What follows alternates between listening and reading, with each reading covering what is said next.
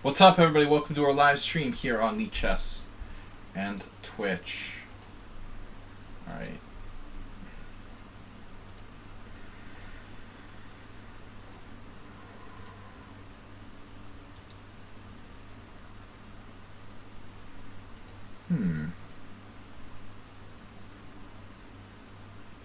What is up, everybody?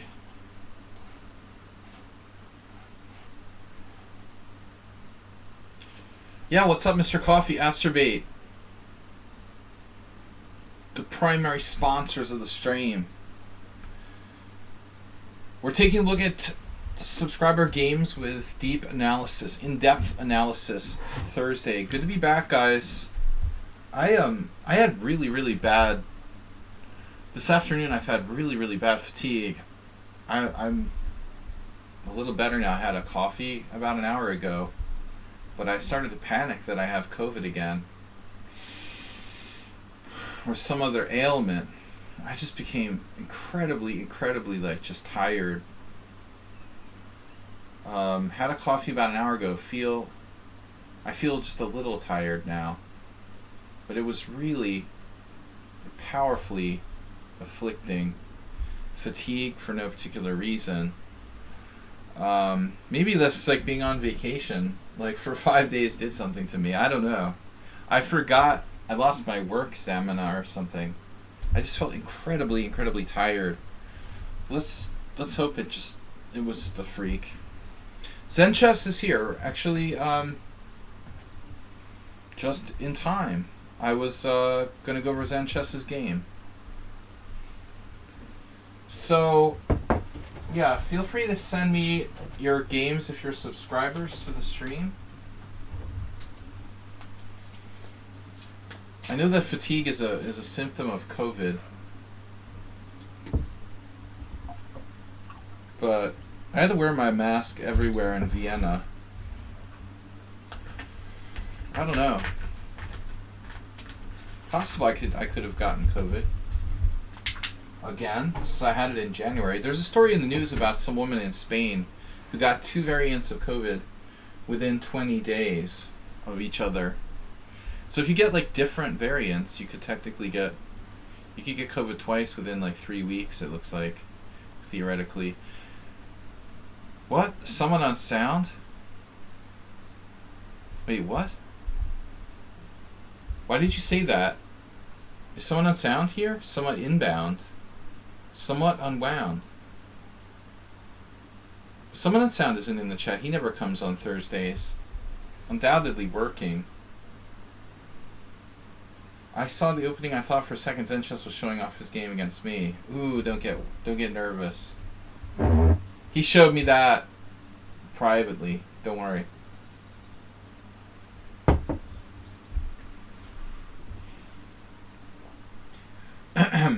What's up? HTFP, thanks for joining. Alright guys, thanks for being subscribers. That goes for Mr. Coffee. Acerbate, Hype Train conductors. Maybe a little Hype Train would beat the fatigue. I've got games from Zen Chess, Acerbate, Sumaher, and Ripun Bansa, and Mule Skinner. Mule Skinner always makes sure that I can't put them in the study. He has a special method. So many games that they can't go into the study through a private study of his own. Very special. All right, so we'll try to navigate this peculiar fatigue. Just working too hard. So this is my game with Zen Chess. Now, obviously, I analyze this from my perspective, but we need to analyze the game from your perspective. So we'll have to look at this from Zen Chess's side. Welcome everyone to the stream, International Master William Pascal. Let me get a beer. The other possibility is like I have diabetes or something. I don't know, but I didn't eat large quantities of food. I ate very sensibly today. I can't imagine it's like a diabetic shock or food coma. Feel weird, tired, I had a weird headache in the morning, which I almost never get headaches. Not a bad one, but just a mild headache. If you don't get headaches, like, it's kind of strange.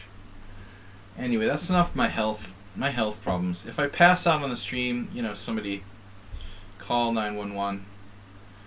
I feel a little better. Alright, Zen Chess is white. It's a Joko piano, my favorite, most boring opening. E4, E5, Knight F3, Knight C6, Bishop C4. It's basically the London system on the other side of the board. But no, in all seriousness, it's a better opening than the London system. I mean, Bishop C4 is like way more justified. The London is a joke. I mean, you're playing Bishop F4. This is attacking like the weakest point on the board on F7. So it's kind of a joking suggestion that we can compare it to the London system. So anyway, I do think that sometimes the games get rather dry, but not in this variation. Zen just doesn't play the boring method of the Joko pianissimo, which is so common at the top levels. So we have Bishop C5. This is really hard, actually for both sides, but particularly for black. So I prefer to play Bishop C5, now C3. And even if you intend on playing D3, I think you're better off playing C3 here.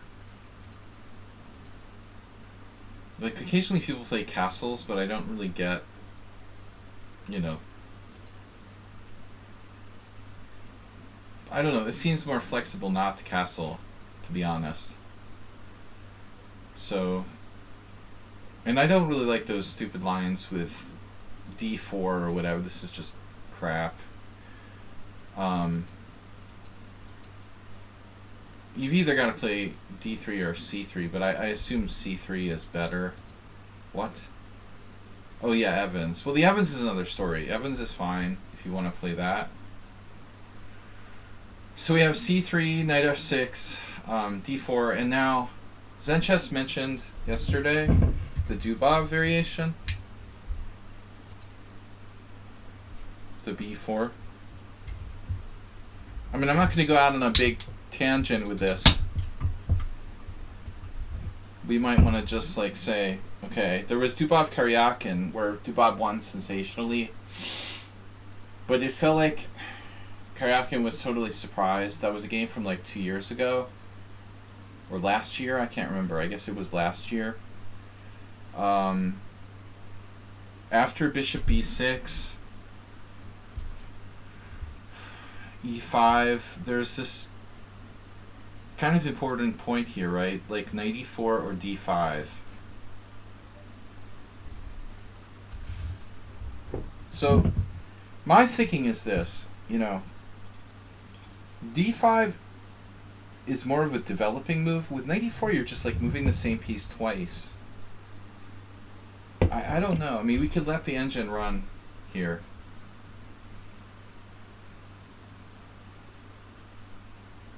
You can let the engine run. You really need to analyze this deeply if you're serious about it. But to me, for my money, turn off the engine. This move is more principled. Like, I realize some people don't like the imbalance in the pawn structure or whatever, but I think that's the way that black should play. I think this is more dangerous, this Knight E4. It doesn't feel right to me. This is more principled. Anyway, just a quick take on that. I would prefer to play D5, but I guess let your computer decide. E takes D4, E5. This is our game. D5, Bishop B5. This also has to be mentioned. I told... Was it you? I guess I mentioned to you, Zen Chess, that Bishop E2... Nothing wrong with this move, right?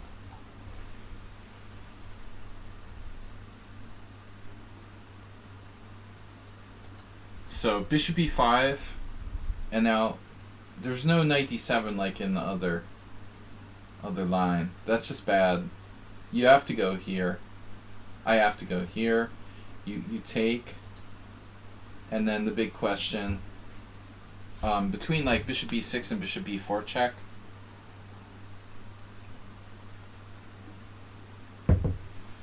It just seems like bishop b4 check is like trading pieces and maybe somehow simpler and safer in some way. But again, this feels more aggressive, A, keeping the pieces on the board, focusing on the key point d4. Now, I don't know, here. Ripun Bansal, who submitted a game, has played this line against me a couple of times. And I know, like, Yabava plays it with white, among other people. Carlson, So, I don't know who else. But, like, I have no idea what the best move is. Knight c3, bishop e3, h3, castles. None of the above, all the above. Like, all of these are developing moves except for h3.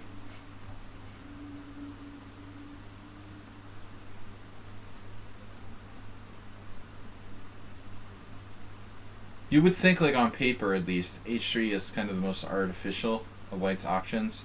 That's the Jababa variation.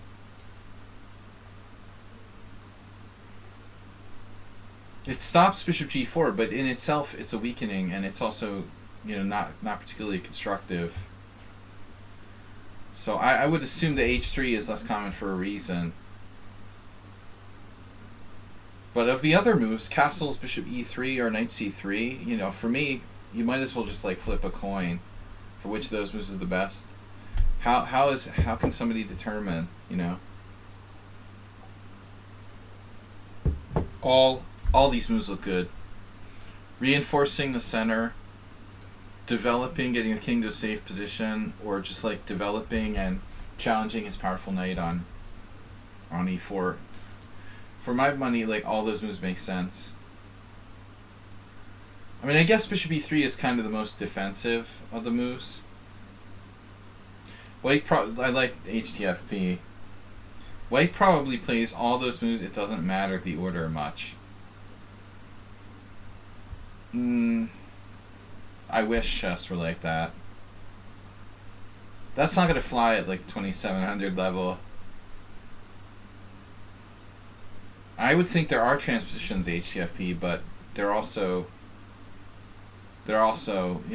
differences as well.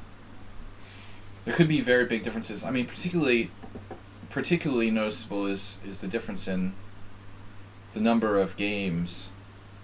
There has to be a reason why knight c3 is played in 587 games, and the other moves are much less common.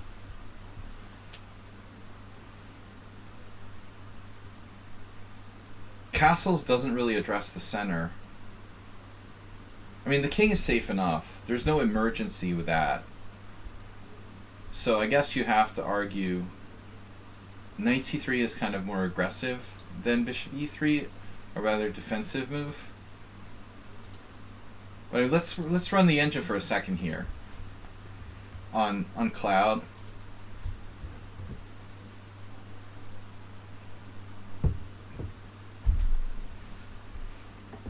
Let's let it get up to like depth, I don't know, 18 or something.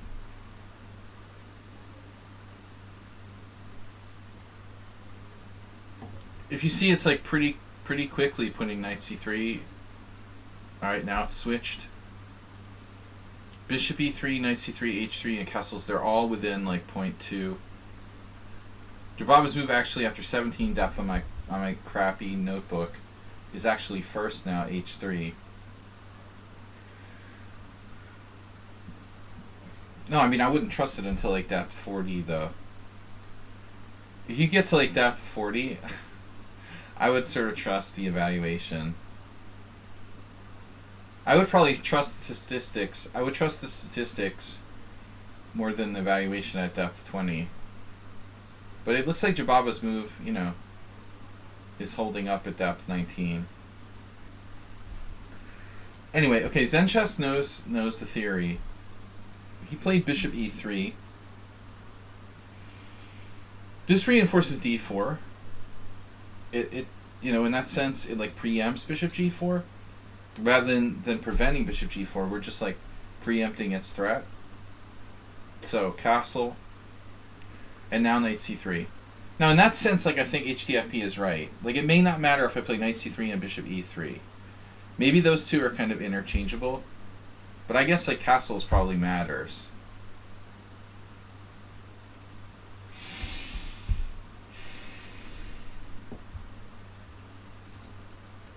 Yeah, I mean maybe I'll agree with you that far. Between these two moves, like knight c3 castles and like bishop e3, it may not make a big difference. Is there any independent significance to bishop e3? Not really.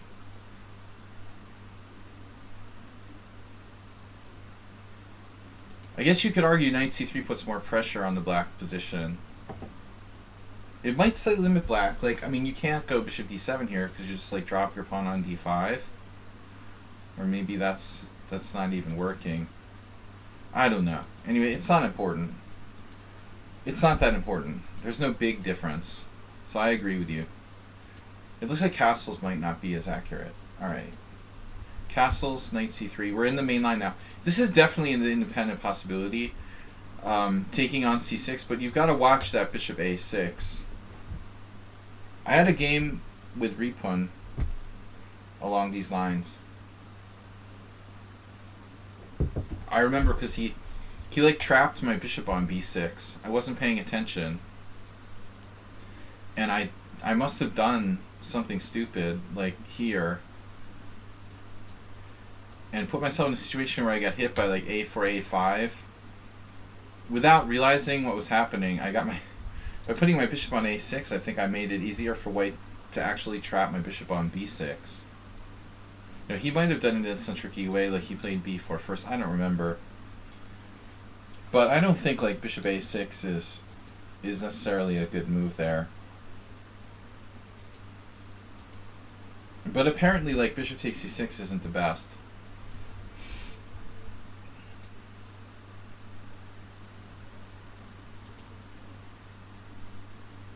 Yeah, this is a training game I played with Zen Chess off stream.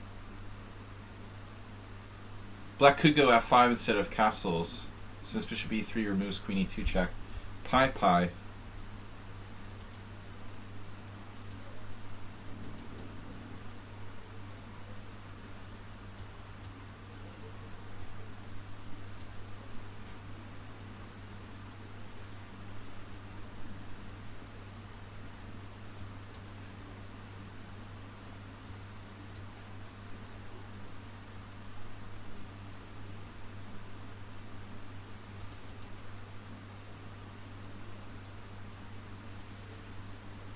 I'll have Uber driver check with Frank Marshall and see what he says.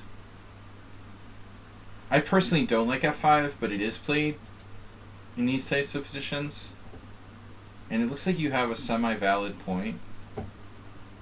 Damn, dude, that's the #1 move. Wow. What the bleep?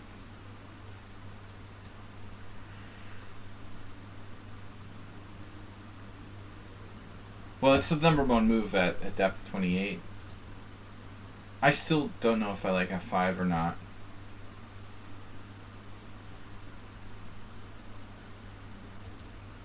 But the point is well taken. Pi has a good point. I mean, there's no check right away. But if knight c3 f5, pawn takes pawn. You know, you can't take with the queen, obviously, because of this. Or if you do, you're definitely losing a pawn. It looks like you have a point. You know, it might slightly reduce black's options. So knight c3 seems to be the most accurate move order, rather than bishop e3. Personally, I don't really like f5, but I would be concerned like he doesn't take en passant. Like, what happens here? Like, what happens if just like knight c3 you get into a really weird position? Frank Marshall plays the Petrov. Yeah, this is just very tough. No, Jababa plays both, it looks like. Antonio. Yubaba has like a shitload of games with H3 in this line. The entire database is like filled with his games in this position. It's just like Yubaba. It's just like 10 of them. There's literally 10 games there. He also plays Bishop E2.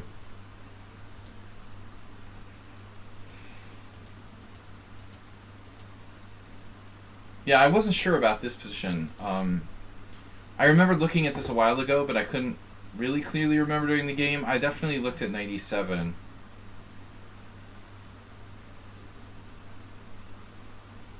This is a playable move. F5 is totally a move. Again, I stylistically don't like it. F6 is a move. But I decided to go with Bishop G4.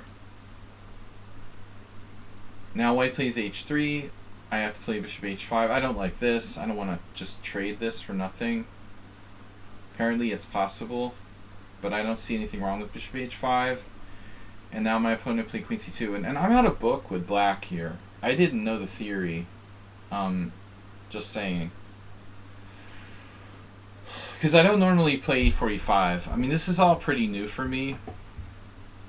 This was a game with Zen chess. So, as you can see, Sparkle Horse black, Zen chess white.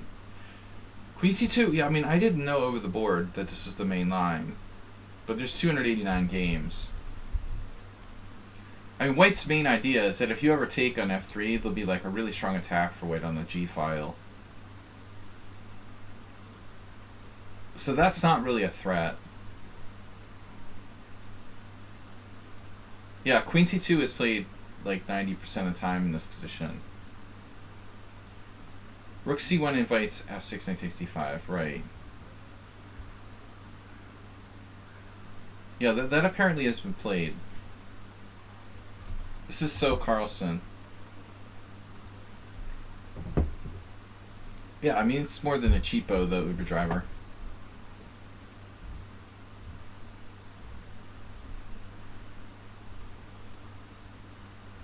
Now black plays 97.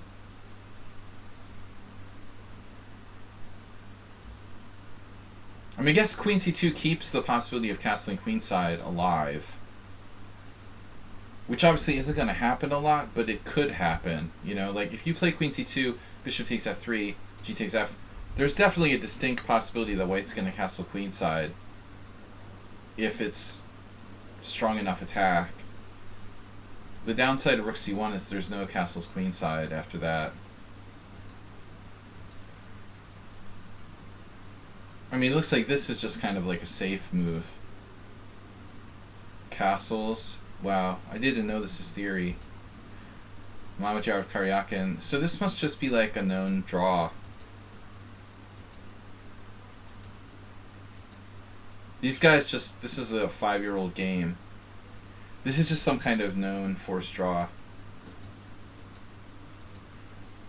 Just perpetual. Basically like a day off. Wait has nothing. Okay. That's good to know. So Queen C2 doesn't allow that. If Bishop takes F3, G takes F. If you take, yeah, there's no sacrifices.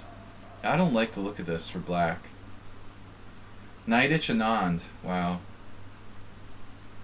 I mean, white's center just looks really strong. See castles queenside. This feels scary, man. I really didn't want to have any... I mean, I don't know the theory, and I'm playing black, and I didn't want anything to do with this. This looks extremely dangerous. So I just played Bishop G6. He plays Queen B3. Now he's attacking D5. I guard D5. White castles kingside. And now C6 attacking the bishop. Bishop goes back, but where? I didn't know this was still booked, but apparently it all is. You smoked a cigarette when you played Knight D2. You kind of knew Knight D2 was a theory, but I needed that morning cigarette. Well, I didn't know anything. And I'm figuring this out for myself. It turns out that knight d2 might not be the main move. Yeah. So this is all theory, but I didn't know that, you know. He knew more than I did. I'm just playing on instinct here. I guess I expected you to play bishop e2, not knowing the theory. But it turns out this is right. But I looked at this. I think the computer likes, and I did think about it, knight f5.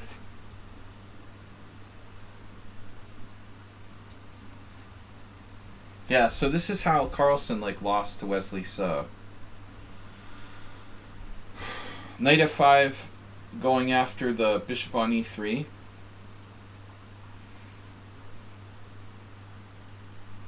That's more aggressive in a way, not exchanging anything. Carlsen was white. No, sorry, Carlsen was black. He lost. Yeah, Carlsen was black here. So it's interesting. And that's a recent game from last year. I think that's what the computer recommends. Yeah, it's like knight f5 is a little better. So how did Carlsen lose? He did a weird thing. He took on c3 at some point. So check this out. He does a capture here. This is really weird. Why? We're off track here. We're analyzing a sub-variation, but why would Magnus want to strengthen white's center with knight takes c3? I didn't understand. I mean, I don't understand. What am I even here for? You're here to see how Magnus lost to Wesley So. Why would you want to take on c3 and strengthen white's center?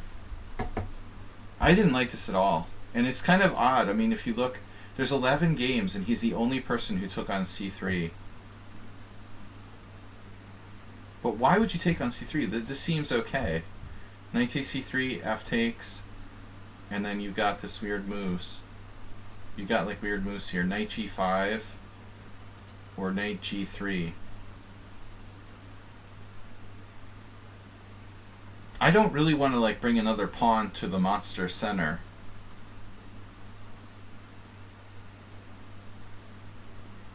But what I liked about the move in the game that I chose to play was that it forces exchanges, you know. So it turns out we played all this moves that had been played before. Zencha said he didn't remember which move was correct. But he makes this comment during the game with me. He doesn't remember which is right, knight takes or bishop takes. Well, I don't know, so.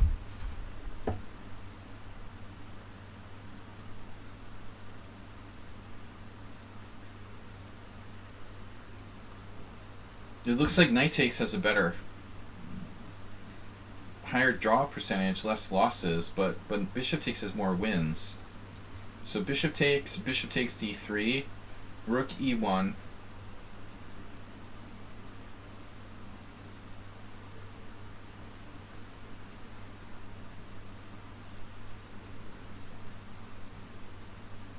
Now where do you put your bishop? The Pomniachtchi versus Karyakin.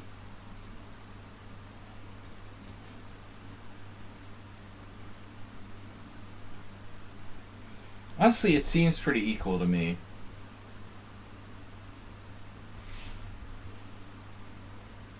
Taking with the knight leaves the f-pawn free to move. I don't know. It seems more natural to me. I agree. This actually was, ironically, pawn to be wild. Who said that? Sorry, it was HTFP. This was actually Zen Chess's undoing in the game. Ironically, the f pawn was his undoing. So far so good. Takes.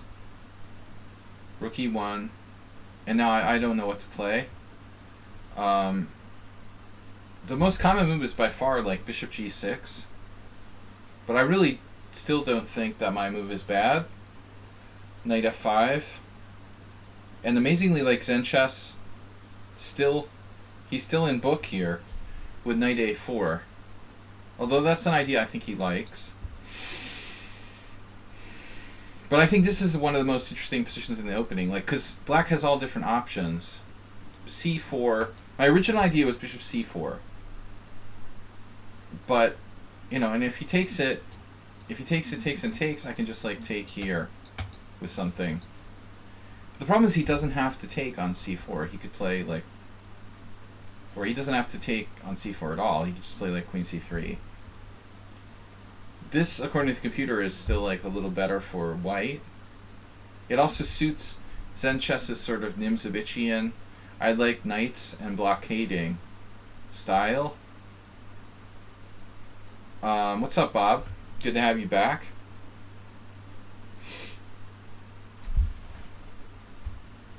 So I decided not to play bishop c4. Bishop b5. It felt like the bishop would be attacked by a4 and I would lose a tempo. So I finally decided to play this.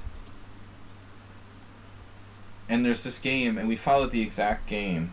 But it looks like knight takes b6 is a mistake, according to the computer. And that's exactly what Harika did. So, what was it? Was it queen c3 anyway? I think the engine says queen c3 was the best move.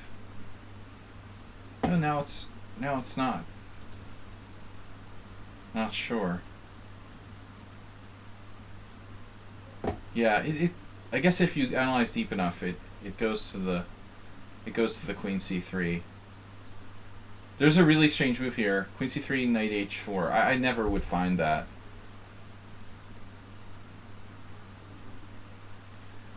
I'm sorry, but that's a little beyond me, you know. I'm just gonna, like, dance my knight out to h4. It looks like it's on a good square on f5. So, it looks like Zen chess should keep the pieces on the board. But instead he exchanges here, which simplifies things a bit. Takes, a takes, and this gives me another pawn in the center. It opens up the rook maybe, and then the game, it becomes kind of technical. But black has the possibility, and that's important. Black has the possibility of breaking with c5. Muralis, you of all people should be like the last person in the world here to ask me why is it +1. I can't believe it. Like, really? I have to spell it out for Morales? He's like the world's leading expert in the e5 square. The guy is... I've played 450 games with the guy. He's had control of e5 in like 425 of them. And he's asking me, like, why the computer thinks that it's like +1 for white. It could have something to do with the e5 square. What do you think? Like, the space advantage? Are you serious? You're asking me why, like, the computer thinks white is better here? The space advantage based on e5. If for a human, it's almost nothing, you know? But for you, of all people, you know, I would think, like, you would appreciate that. Yeah, I mean, c5 is a big breakthrough. I've got, like, traps and stuff with d4.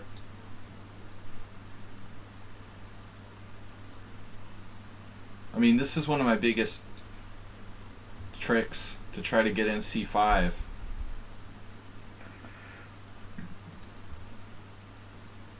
I wanted to play f6 for a long time, but I was a little paranoid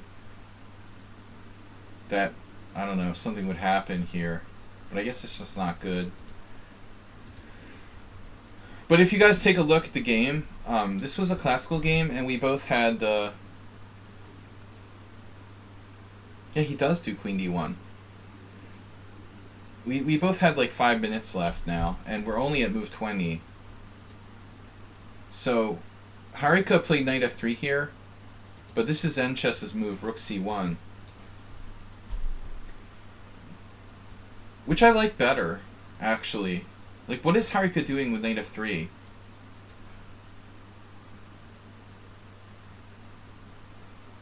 Doesn't look like it does anything in particular. It gets in the way of the f-pawn again, right? She's kind of doing nothing. Bob, I agree. Someone gift a sub. Man, I hope I don't have COVID.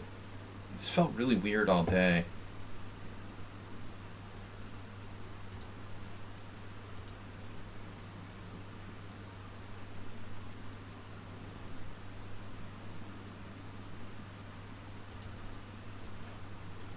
Someone gift a sub.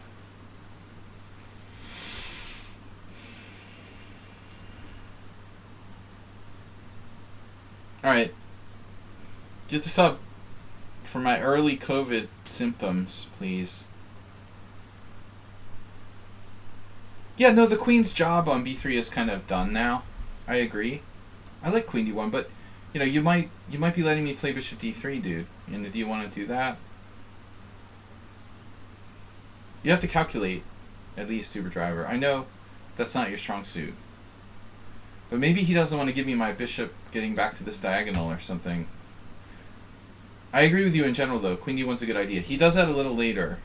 Here, here. This move isn't necessary. It's a safe move. a3, waiting, bishop b5.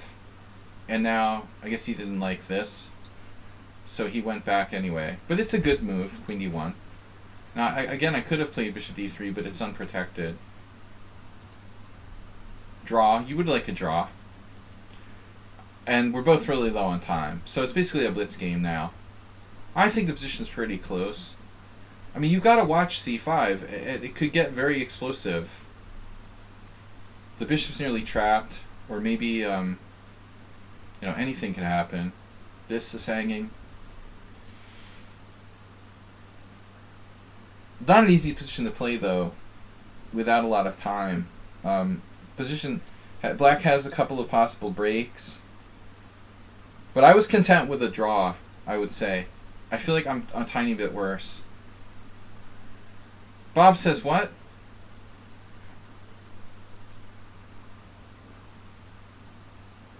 I'm missing the chat now. Wait, what happened? Did Arsenal finally win a game? Oh, I mean in soccer. Lack of generosity. Your gut biome. It's a headache. Nothing to do with my gut biome. Headache and fatigue? It sounds more like COVID to me.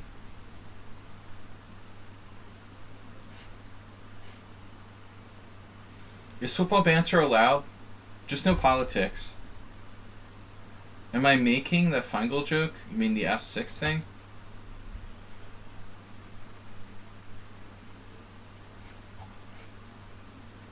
Yeah, I played rook a4 here. Pressurizing d4. Queen g4. And then I was like, oh, okay. Yeah, I saw that. Yeah, at this point, this is a kind of crazy move. I mean, I just put my rook on a4, and he's like putting his queen in the line laterally.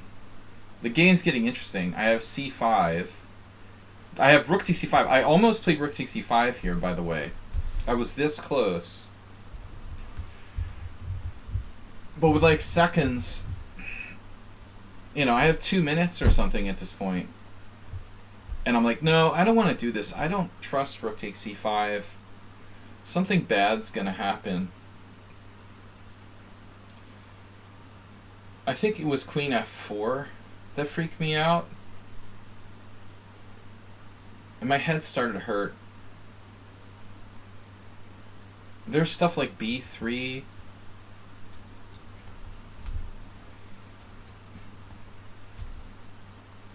You know what I mean? Like, there's all kinds of weird moves going on here. I'm not going to play rook takes c5 if I don't have time to calculate carefully.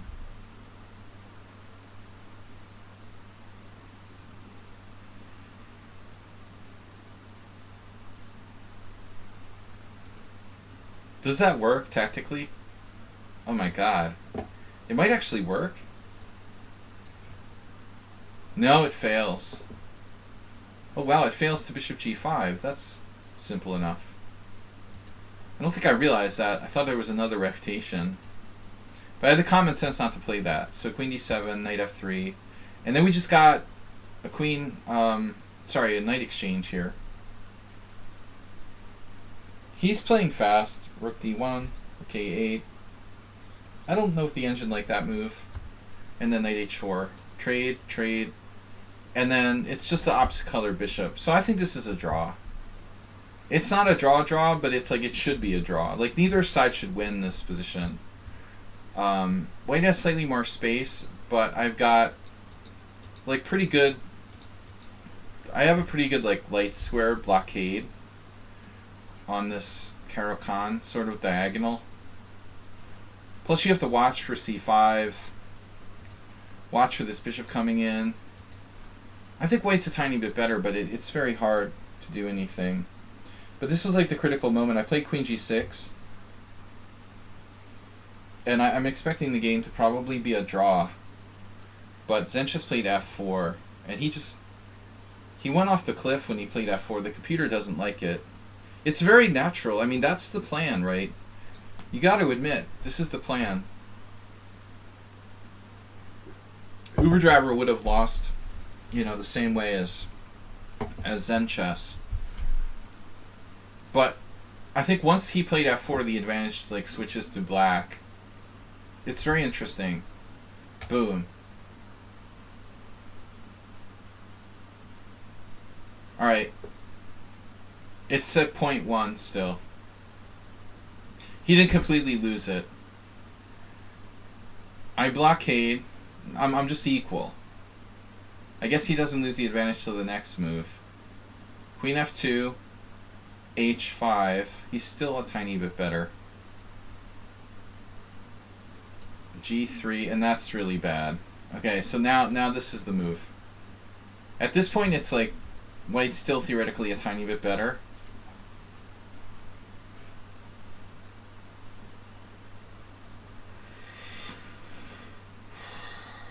But it's like, this is too many white square weaknesses now.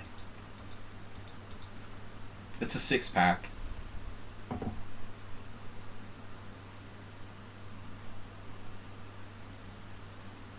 But wasn't there something about, speaking of poop, there's something about Amber Heard and Johnny Depp with defecation? Not that I'm interested, but I scanned the headlines today and that made it. It made it in the headlines. If we're on the subject, I'll throw it out there. But they denied it. It's been denied. Mr. Coffee may have overreacted. But I've got a good blockade now. Basically, Zenchess tried too hard to win. And I said this, I was proud of this though. I set up a really nice little plan where I brought my queen back to h7. This was cool. And then I swung it over there. And I'm in very bad time pressure. Brought it back over here. This is really hard for white.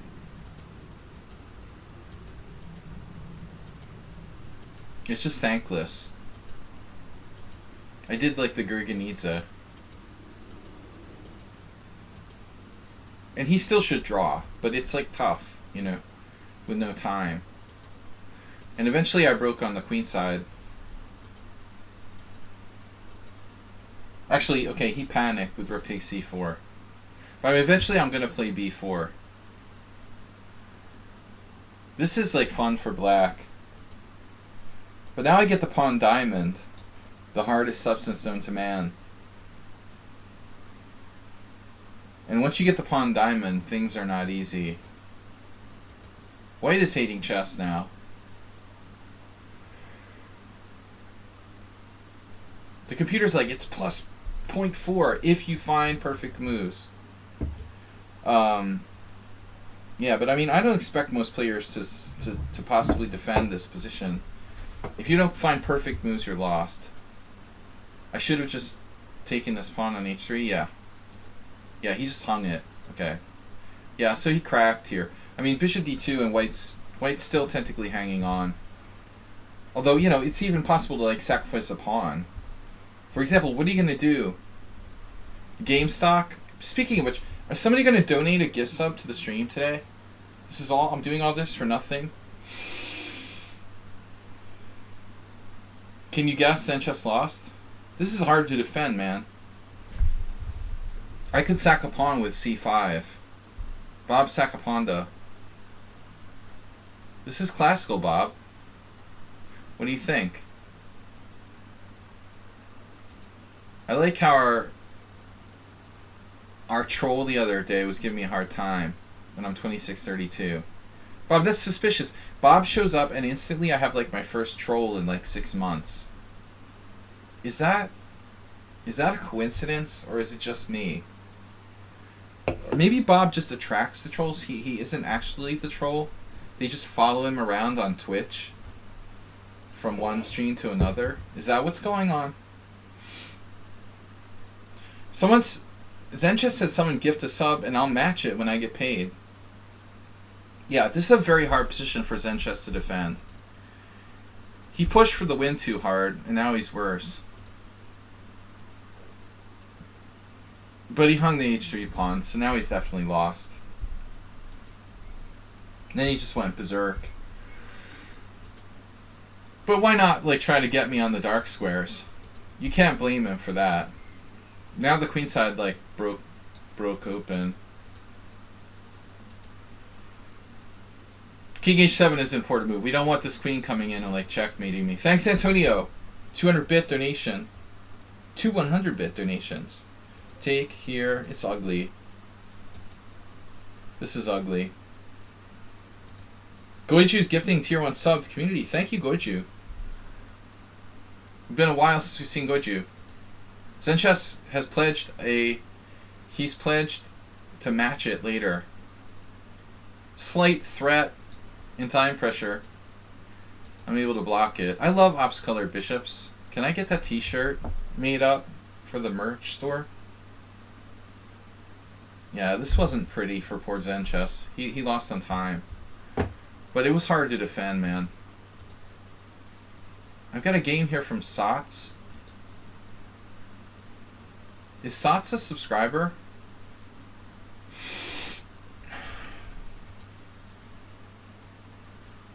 Damn it. Maybe they're a subscriber.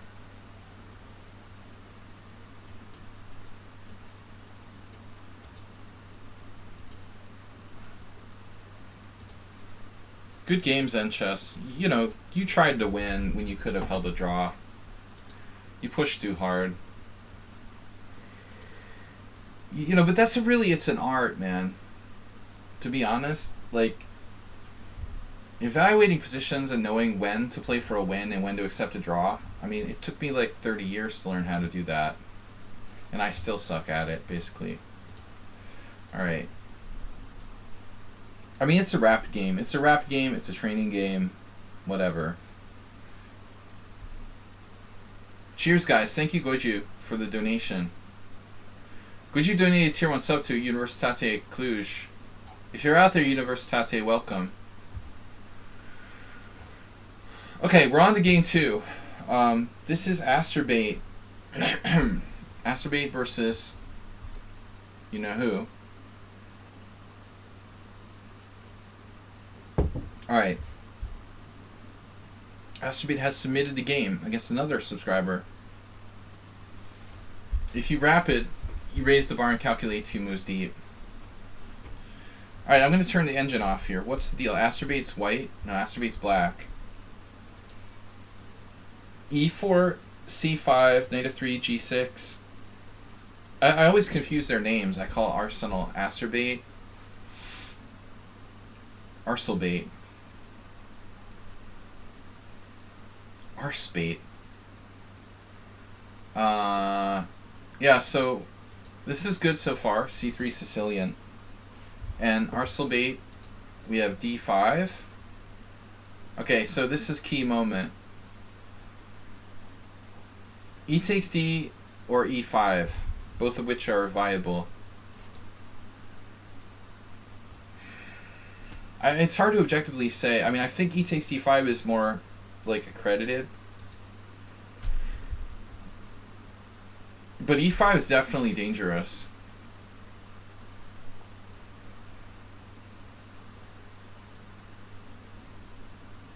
What does the engine say about e5? Yeah. They're both dangerous. I mean, I really don't know which move is better. I guess just a matter of style. So Arcelbate plays e5, and then Acerbate goes nuts. I mean, this is a very dangerous move. Look at Black's score here. It's actually atrocious.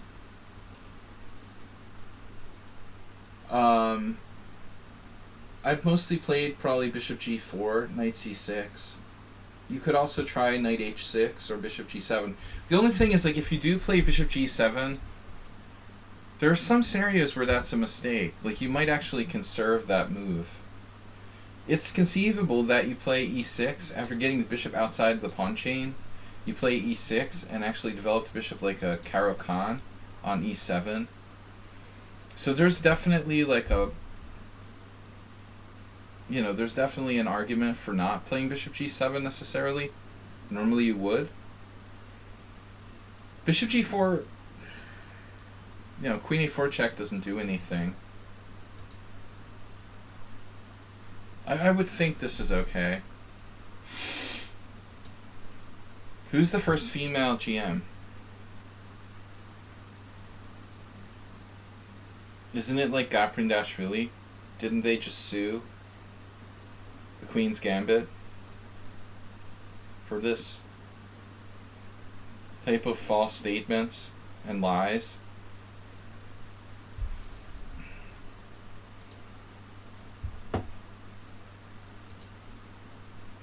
There's an ongoing litigation. Gaprindashvili sued Queen's Gambit about like misstating facts about her career for millions of dollars. Arsenal said, "I will crush you every game for the rest of history for submitting such a dumb game." Alright, so he played d4. I don't think this is quite principled here. Bishop c4. There's a problem with f7. Yeah, I don't agree with Acerbate playing d4. I don't think he has enough development to get away with this. You're kind of behind a move with Black here.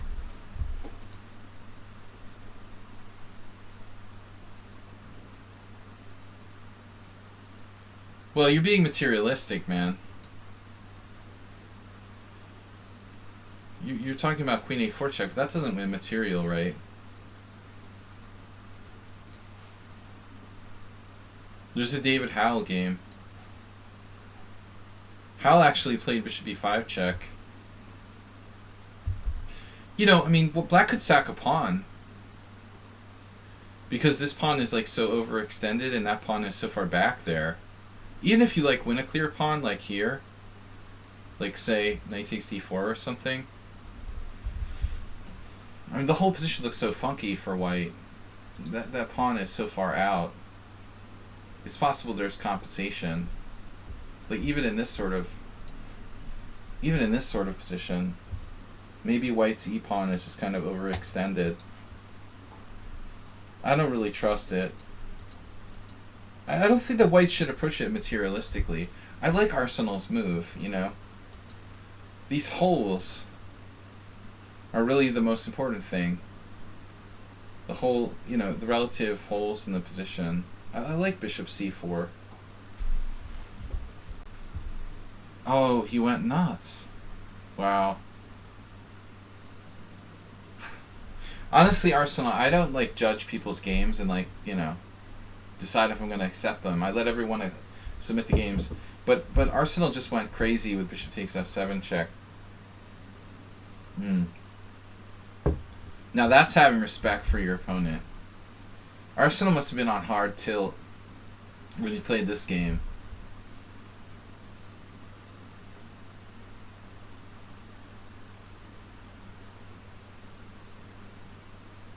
He hallucinated there's a bishop on g4. He pre-moved thinking like black would play bishop g4. That was what happened. He thought that Astrobate played bishop g4, and he was like, bishop f7, king f7, knight g5, haha. And then he realized Astrobate didn't play bishop g4, he played knight c6. That's why Arsenal's saying it's a dumb game. He basically like just sacked the bishop for nothing. But I wonder about this position, you know? I mean, for you guys, for advanced players, this is game over. But, you know, I've seen some interesting positions. I don't think that Astrobate necessarily should play king e8 here. The waste of a chance to learn. Don't worry, it'll be over soon. Wouldn't this be a better square? We learned our lesson. What about the king here? Isn't this better? He just does things. Exactly.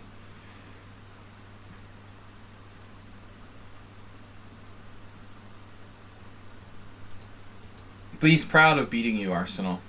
King f7, knight g5 check, king e8. And there's just too many ways to defend f7, like knight h6. There's no... But, you know, this is interesting. I don't want to overstate it, but most people would have probably played knight h6 to guard f7. Astrobate makes an interesting decision to give back material here with knight f6. Can you submit a game you beat Acer and a Benoni as a retort? Absolutely. You're free to submit a game. Knight f7, queen d5, queen g2. This is how Astrobate wins all of his games, man. People just like blunder pieces and don't respect him. But it is embarrassing the way that Arsenal like got mated at the end. I didn't understand the preamble to this game. Basically, what I didn't understand was how this happened, but I didn't understand that Arsenal just like gave him a piece. I just saw the end last week or whenever it was, and I was like, how did that happen? This is like Bob. Even Bob wouldn't let this happen. Queen e4 check, king d1, and queen e2. But you see, Arsenal, all he cares about is the final position. Astrobate appreciates the kind of artistic final mate. You know, that's the part that he likes. Exactly.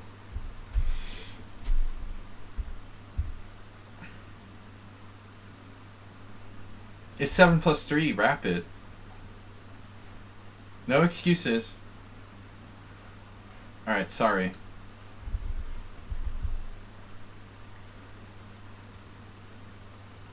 Alright, we're done. The pain is over.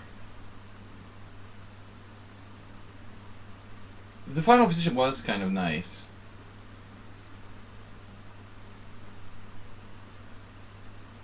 But did you just disrespect Astrobate with bishop takes f7? Or did you actually hallucinate something?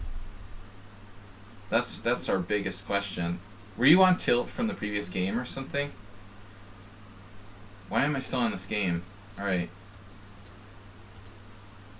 What we all want to know is like why you played bishop takes f7. Was it a matter of disrespect or was it tilt?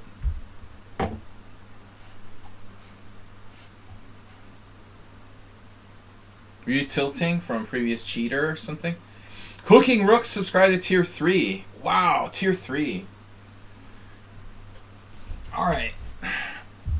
Cooking Rooks, what's up? Alright, guys. I've got another game. It's like all my games. This is my game against Sumer. This is an interesting game. Alright, so Sumer's white. We've played, how many games? It doesn't show. Oh, shit. Cooking Rooks donated 1,111 bits to the stream. Thank you. Good to see you, buddy. What's up? Cooking Rooks, I know you haven't been on much. It's good to know that you're still around and you're still doing the chess thing. New job was bringing you down. Finally can do some chess again. Did you quit? You can join Arsenal's unemployment. We hate our job club.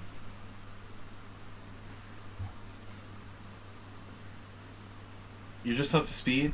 I feel weird today. I don't know what's up with me. I've got maybe first stage COVID. I just have like fatigue and I feel it foggy.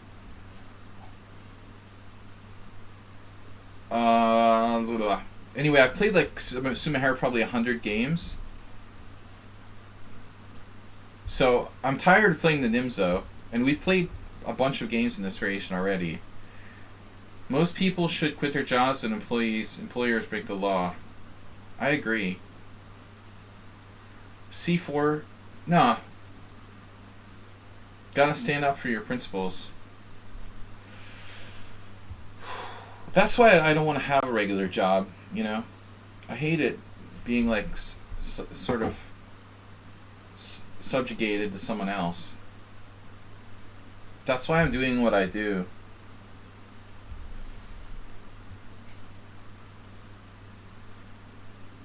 Anyway, we're playing black here. Sumahair white, c5, Gingy Indian, d5, and then f5 after takes. But something bad happened now. See, this is the problem that Sumahair and I have played a number of games, so some of them from Simals aren't in the game list. How's my score here? I have 73% with black. Sumahair, Sumahair, Sumahair. Sumahair. So this 4 games we played. I won them all, but I didn't always have good positions. But I've played this a little too much against him. It looks like. It's no longer a surprise. E4 is definitely the best move. He's played it every single time, consistently.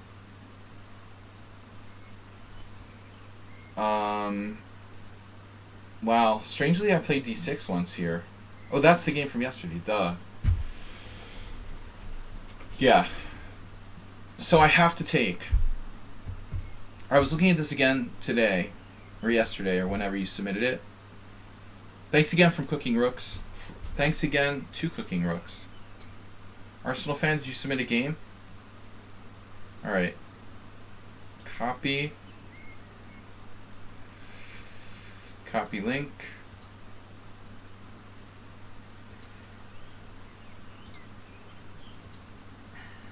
This beer isn't helping.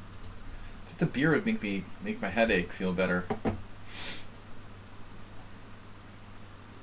Damn, dude. Arsenal with only 4 inaccuracies. This is gonna be brutal. Arsenal revenge grudge match. We've never had a grudge revenge submission before. Alright. Grudge submission.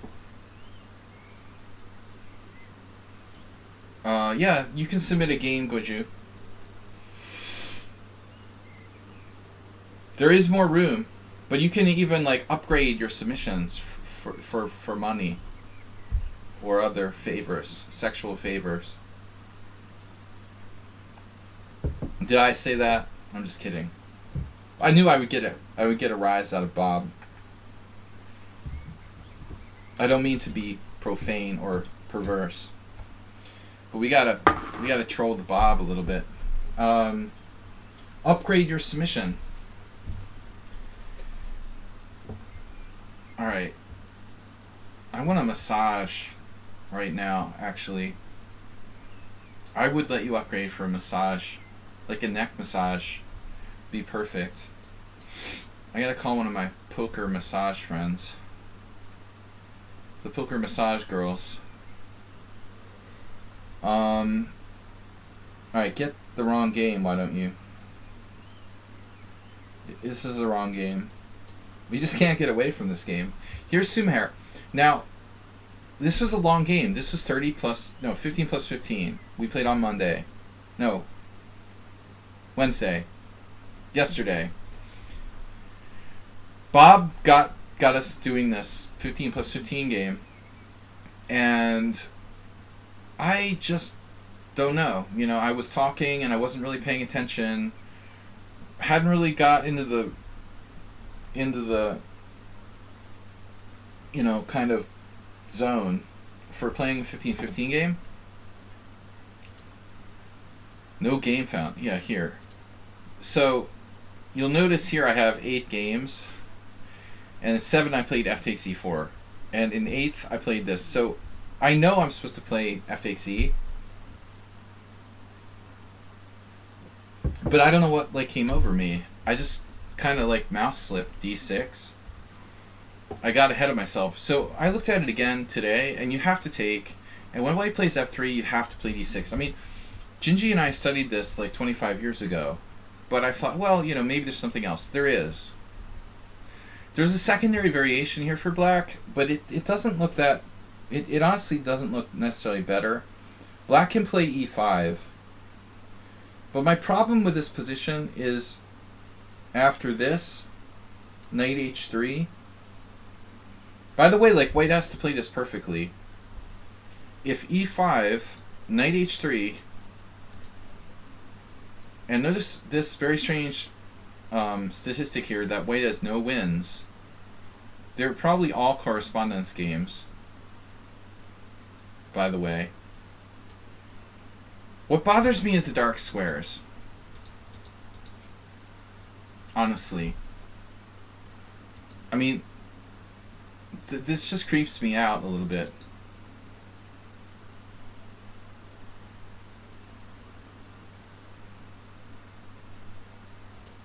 So that's the way the line's supposed to go is f3, d6, pawn takes pawn, and then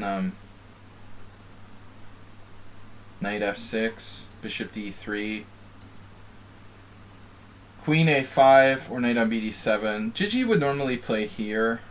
We would get something like this, knight on bd7, but the score is terrible for black. Look at the score here. Coming to America. The score is absolutely, like, atrocious. Maybe knight on bd7 is better. Okay, knight on bd7, knight f3. Roman initially suggested this. There's a Wojtaszek game. Bischoff. I mean, this is something I analyzed.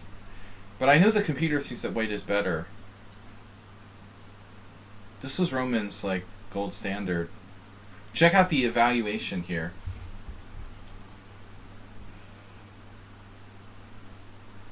Like, Wojtaszek 01, 2700.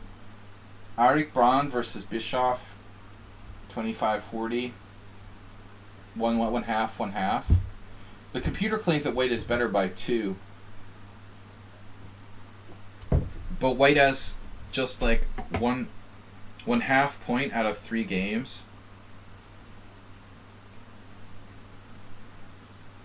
You have the bishop pair and more space.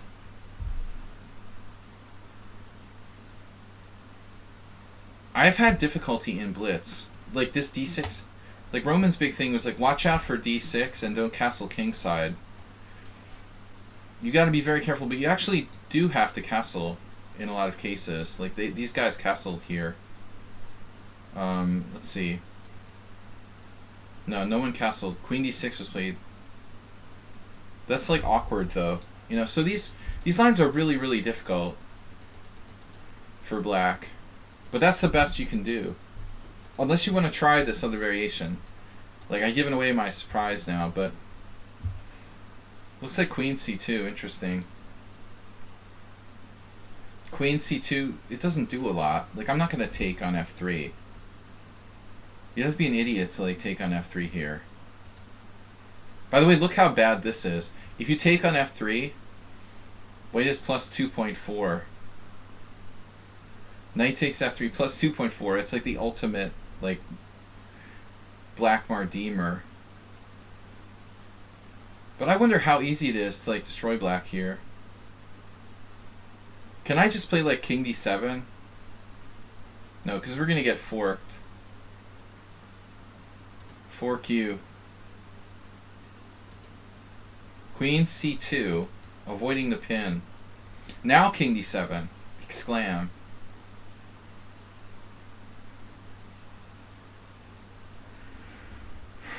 How do we defend f7? We don't. Oh shit. Well, that's one way to do it. You don't. That's the solution. You just don't. Just don't. Please, just don't. Man. Bishop f5. I don't know, man. It's not easy. It's not easy to say what's going on, but I don't think that a computer would be someone, you know, I would choose to play this variation against. But in practice, all I can say is, and I've said this on the stream before, like, Black's score is, like, check out Black's overall score with this variation. How many openings are you, like, at move 5, and Black has 40 to 31 statistics? I don't care what the computer says. I think it's more important, like, that people just can't play worth a damn, you know, this position with the white pieces. But Sumaher knows what he's doing. Anyway, I made a mistake. I played d6. This is different. This is worse. See, now he gets, like, an open file here. By the way, like, I think you can take on f5. Ochotnik lost. I don't see necessarily any advantage in knight doing it this way. There are 2 GMs with Black here. Someone played bishop g4. Definitely not a move I understand. George Moore, Slovenian, Grandmaster. Bershins is a Grandmaster. So I played queen a5. It's a standard move. I also mentioned queen b3. Wow, that was played by Peter Heine Nielsen with Black. Oh, that's an old game from 1990. Man, Nielsen was cutting edge. He was playing the Beefeater back in 1990. Dude is really cutting edge. That's early days. Damn. He knows everything. Queen c2. Knight on bd7. Knight f3. Knight b6. Castles. And then, we talked about this with Bob during the game. So it turns out that queen a4 is not a mistake.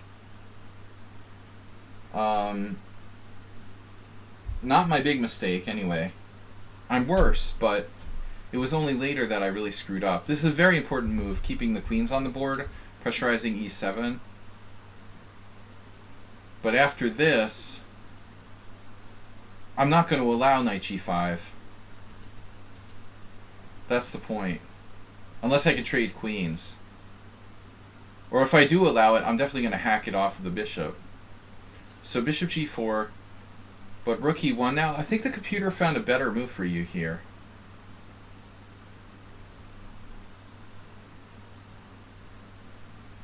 But what was it? The engine had another move for white.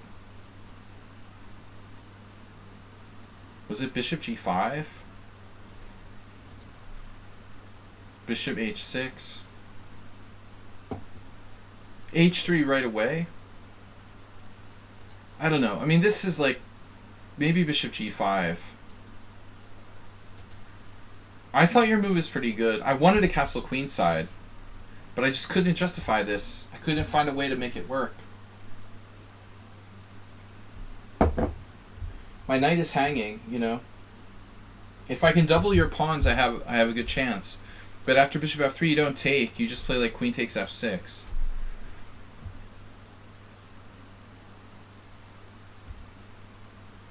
And I don't know. It doesn't look good.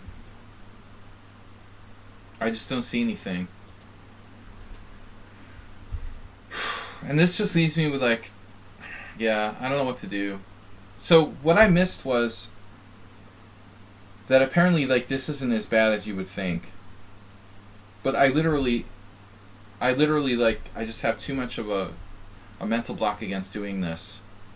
There's bishop h6. My king is like open. There's e6 square. But this is like clearly the best move.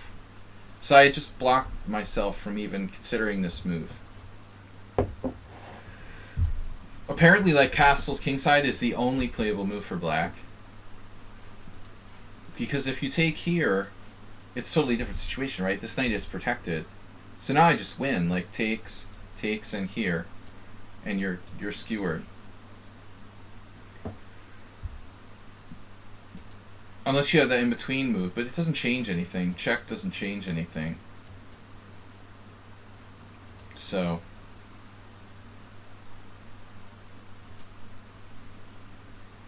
I just wouldn't consider castling kingside. So I did this instead. And this is apparently like I'm lost now. After this, my position is just basically lost. And I did the best I could, but I can't save it. I just strategically like lost. H3 is interesting after castles? Sure. I don't think you can do it tactically though. Because you're gonna like drop this. Oh, even this might be good for white. I don't know.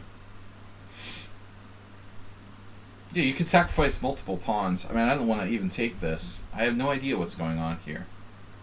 Yeah, computer says that white is slightly better. I'm not taking on c3 and like doing this, you know, diagonal. But I can survive after castles, surprisingly. That was the only chance. I just didn't want to consider it. So this is bad. He just plays h3. I take, he takes. And it's not so much the bishop pair, it's the backward pawn, you know, that's screwing me up. The bishop pair also helps, though. But now I guess there's the threat of going here. Black just has no counterplay whatsoever. Could I have played h6? Bishop takes f6 and maybe like pinned him? Or just take? Yeah, this looks really bad. It's another pawn. I don't see how I can survive this. I think I'm just strategically lost. But I guess this is a really important mistake. In retrospect, I should have moved the other rook.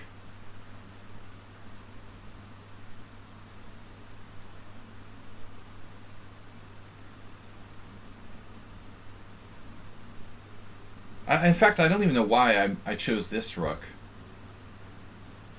I guess I was thinking about retreating this knight back to e8. But I should have gone with the h-rook. It's more natural. Anyway. He found a really strong move here. Queen e3. And the funny part was, after this, it's actually a bad move, but what am I going to play? Like, king d8? I probably have to literally play king d8, right? Yeah, it's like a Leningrad Dimso. I mean, a4 is killing. Although I might be able to play h6, actually. Maybe I'm threatening to play h6, so you have to do this now. Knight a8. I hadn't considered that. That move never entered my mind. Emery Tate. Yeah, rook f7 is bad. Now a4. And yeah, this is just... I was also afraid of the b file. It's a really bad Leningrad Nimzo. So I'm just lost. I mean, clearly I just wanted my knight to come back and protect. And then he plays rook a2.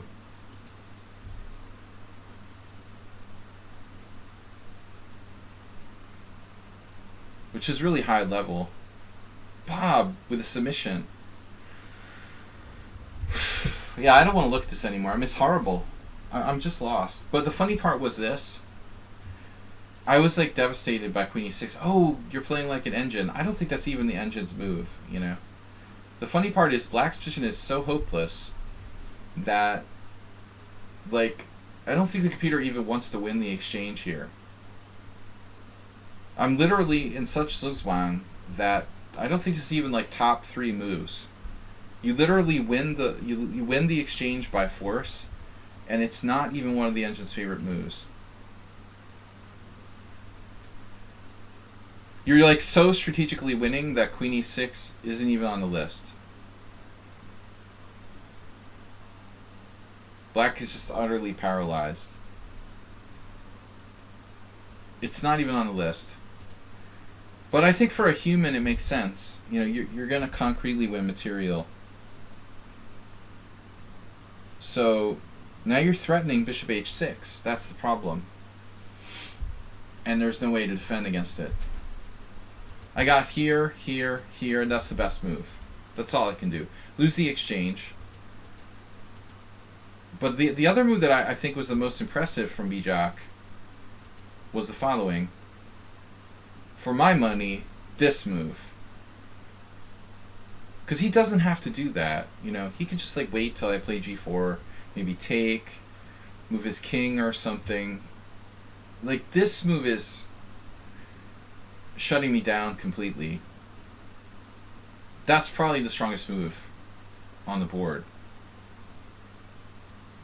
He's already up the exchange. He doesn't have to play that. This is also very impressive. Like bishop c2 here. Not the only way to make progress.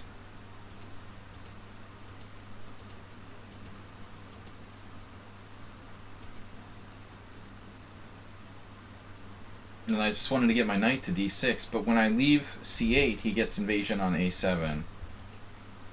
And now I'm just lost. So this is forced, this is forced, this is forced, and then the exchange of rooks leaves him with a lone rook. My only chance to draw is the fact that I have a single rook and his rooks are like, you know, superfluous. That's the word. When you have two rooks, you're up the exchange. Sometimes it's hard to use both rooks if there's like no open files. When you're defending down the exchange, you don't want to trade off your lone rook for one of the guy's superfluous rook. So I knew that I'm lost now, but at least there was a practical chance. Honestly, here, I think I made a mistake. I guess I should have played knight takes d5. This was a blunder. Maybe black still has some hope here. Yeah, this I didn't realize after the game. This was a very huge blunder. I took his bishop on b5. It's a massive mistake. I could have kept like both knights on the board and tried to blockade. So like this, because I'm threatening this. I guess he has to play c4 anyway. The problem is on the other side.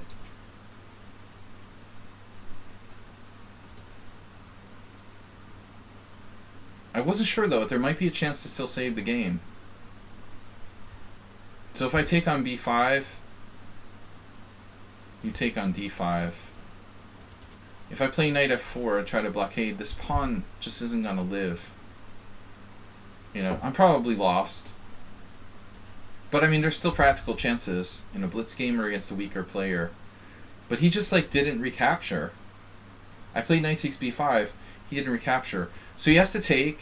I take here. And then I'm down the exchange. But I mean, I could have two connected passed pawns if I win the c3 pawn. So here, c4. Knight e3, I believe king f2, knight takes c4, f4, if I'm not mistaken, pawn takes pawn in g5. No, this doesn't work. There was a mistake somewhere. It's f4 right away. You have to find like the perfect move, f4 right away. But it makes sense. I mean, you know, it totally makes sense. This is the killer. I have two connected passed pawns, but they're too slow to get moving. After here, here, I can try to stop it, but your king comes up. So here, rook b1. Black has two connectors, supported by the king, but he's got the king and these passed pawns over here.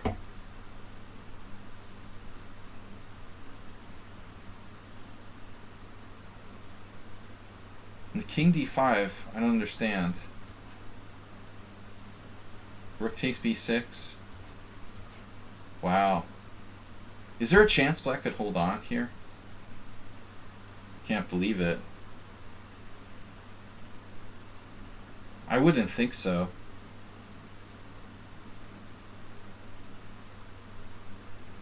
Man, I have to play this, dropping another pawn. Wow, if this...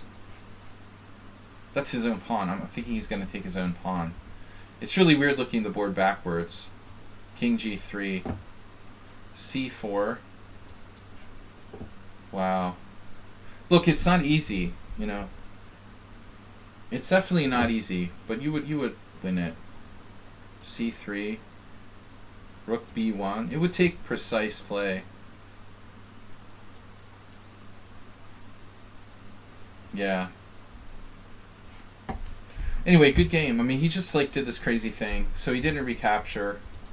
I took on b5, he didn't recapture. And now I'm winning. I think I'm winning, although maybe not. Rook c1, b5. Maybe not. You still have f4. Wow. f4 might still save the game. The same breakthrough. But I mean, Sumihar must have been devastated by that. It's tough to play on after that blunder. It looks like you're in trouble now. This was a great move though, and I sort of sucked him into this trick. Knight c7, here, here, and then knight d5, rook d1, and I got you to fall for the trick. Yeah. So c3, rook takes, here, takes, here, and you know, I queen and you queen, but I win your queen with king e4 and queen e2 checked. So that's just lucky. Yeah. All right, next game. Ripun Bansal submitted a game. Bob submitted a game. Bob, are you gonna upgrade that? All right. Bob Sack 27. Sack versus Sack. Bob Sack 27 versus Sack. He just likes sacks. All right, study.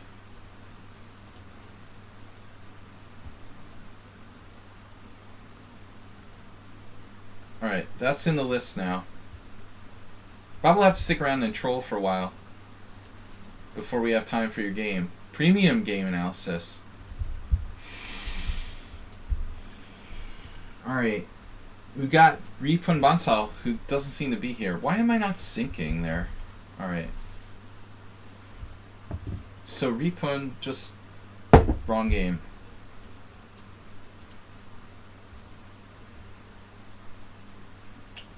Anyway, Ripun is not here. He's playing black against the 2300. What is this time control? 1200 plus 0? 1200 seconds? 1200. What is that time control?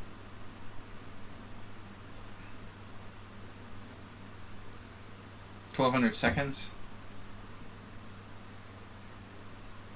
What is that? 6-0?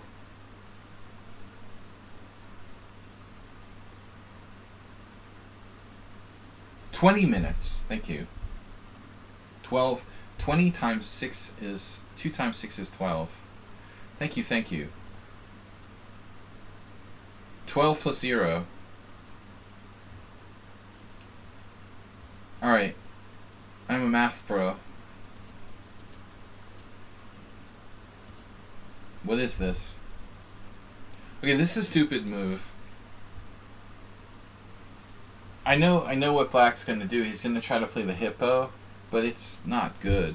I mean, the only justification for this is to try to do like e6, knight e7, but you can't do a hippo with the bishop on g2. You're facing a fianchetto. So this move is just not good. White plays knight c3. It's been played by some people randomly, but it's still not good. Knight f6. Some people. So I think this is an interesting position. White should try to be incisive. Incisive, right?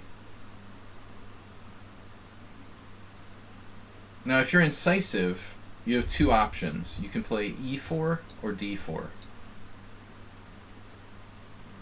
Right, you can transpose into a Catalan where black has like played bishop g7. What you don't want to do is end up in some kind of stupid exchange queen's gambit. You don't want white to like play the exchange queen's gambit with a fianchetto, you know. And that's probably exactly what happened. White must do something here. Somebody played a3. That's like absurd. This is an absolutely insipid and absurd move. What is that? Like a made-up game or something? There's no way like a real player would play a3 in this position. I'm serious. Like, what is that? Dragan Paunovic against Vladimir Dimitrov. First of all, I've never heard of Vladimir Dimitrov. But I mean, what kind of move is a3? Why would you play a3? Like, why wouldn't you play like rook b1 or something? You know, I don't get it. Like, what in the world kind of move is that? That's why countries like Bulgaria get dubious reputation for tournaments. That's just, I don't know, man. That's just very strange. a3, okay. d4. Yeah, so this is a mistake. It looks like you have to play e4.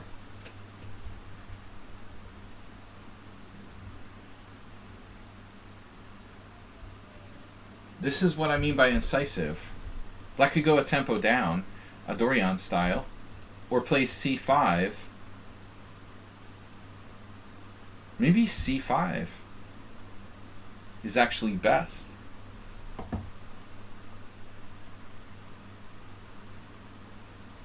Is it a bad Mechanist English, though? I mean, if we have, like, two more moves... Yeah, our knight's on the wrong square in the Bafnik. Our knight should be, like, on e7. Dimitrov's bio looks legit. Anyway, that's just, like, a really weird move. It's probably just a Grandmaster draw where they just made some random moves. I mean, that's honestly what it is. Very standard here. Very standard in a lot of places. It's just a Grandmaster draw where these dudes just, like... made some moves and agreed to a draw in 12 moves. a3 is not a real move. It's just like, we already agreed to a draw before the game started, so we're just going to make some moves. That's clearly not a move. Or if you started on the first move with a3, then it would be like kind of justifiable. But to play a3 in this position is like absurd.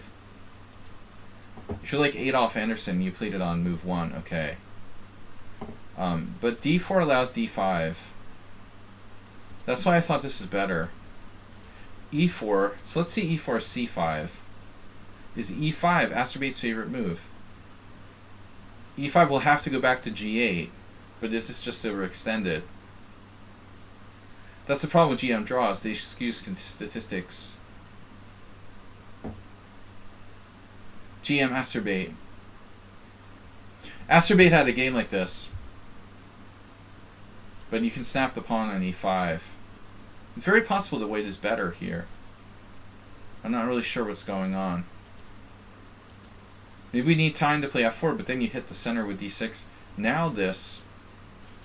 No, we can't hold the center together. Knight f3, knight c6, it's all... Captain, I can't keep her together!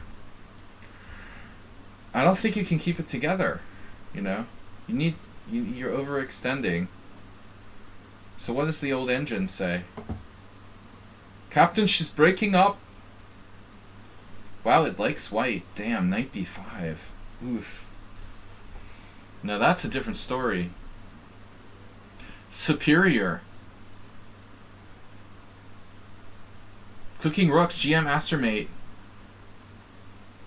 No, this is a different story. Hit it from the other side. Bishop takes e5 and then drive that away. And you've got huge compensation. Yeah. Well, I mean, this is what I'm talking about by being incisive, though. Like, look at this position. White to play and move here. Computer likes d4. I think it will roll over to e4, though, if you give it time. Could be wrong. It's rolling over. Nope. Yep, nope. It's liking knight f3. That seems kind of lame. Why knight f3?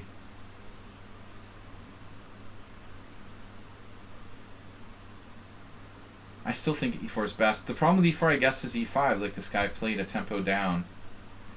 You can play a Botvinnik a tempo down here for black. It's probably not that bad. That's better than c5, it looks like. If you do d6, then you get smoked with d4 for sure. Meads here didn't play d4. It's like stupid. He's an English opening expert. Why would you not play d4 here? Another non-Grandmaster draw. It's a 2000 player. Okay, he could play anything. Whatever. Anyway, it's a bad opening for black, but this isn't so bad. After d5, this is a horrible move.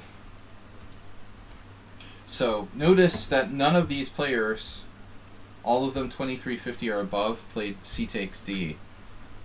This is a very important idea. If you play c takes d, you end up in a Caro-Kann exchange variation. Like, what's white's plan here? Not really any good plan.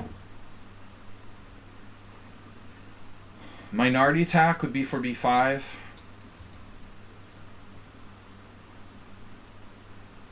Maybe.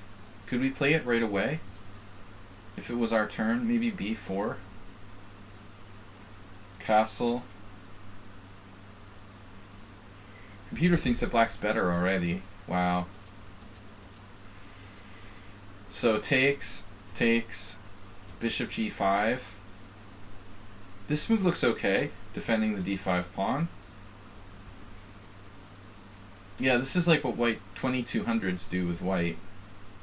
e3.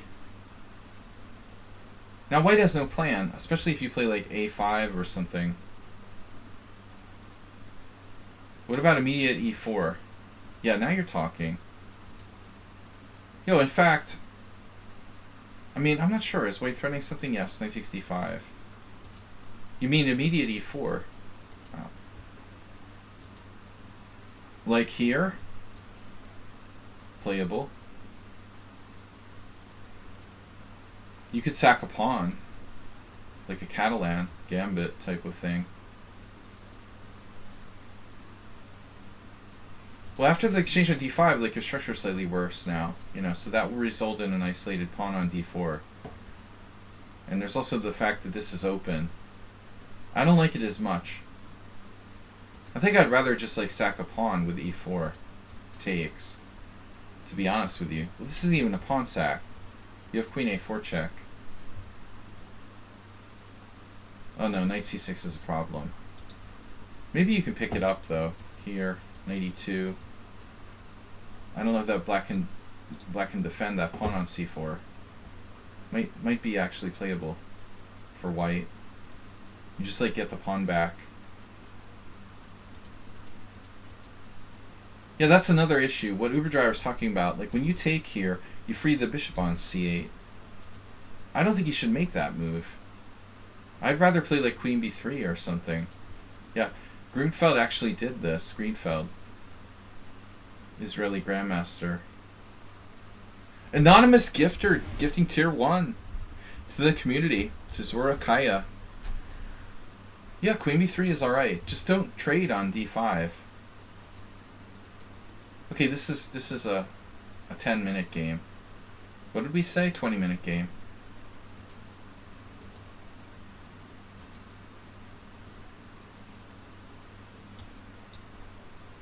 Good exchange. Good exchange, Queen's Gambit. Hey, that's your good bishop. Takes. This is also okay. This is interesting with breaking the pin. Yeah, e3 is lame. Of course. What's White's plan, though? You know, structurally.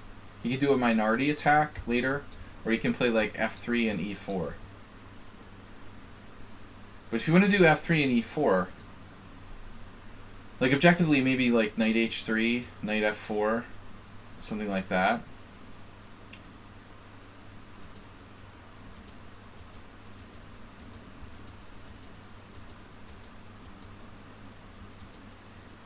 Yeah, I mean, White's just slightly worse. I don't like this minority attack, though.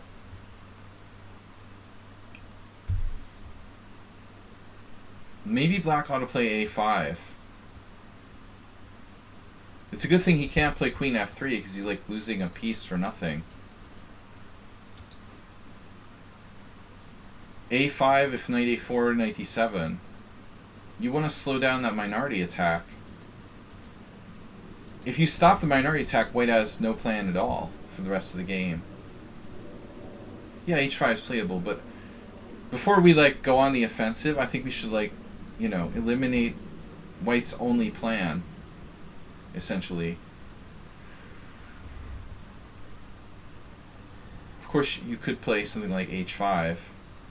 Yeah, it's playable. If I were White, I would be a little concerned about h4. You have a point there. You know, maybe White doesn't have time for this because this is so strong. You might have a very valid point. I guess he could castle. Let's see what the best move is according to the computer. Castles, of course, the traditional castles. h5 was on the list for a moment. a5 is a good move. Knight a6 is a move. Stopping b4.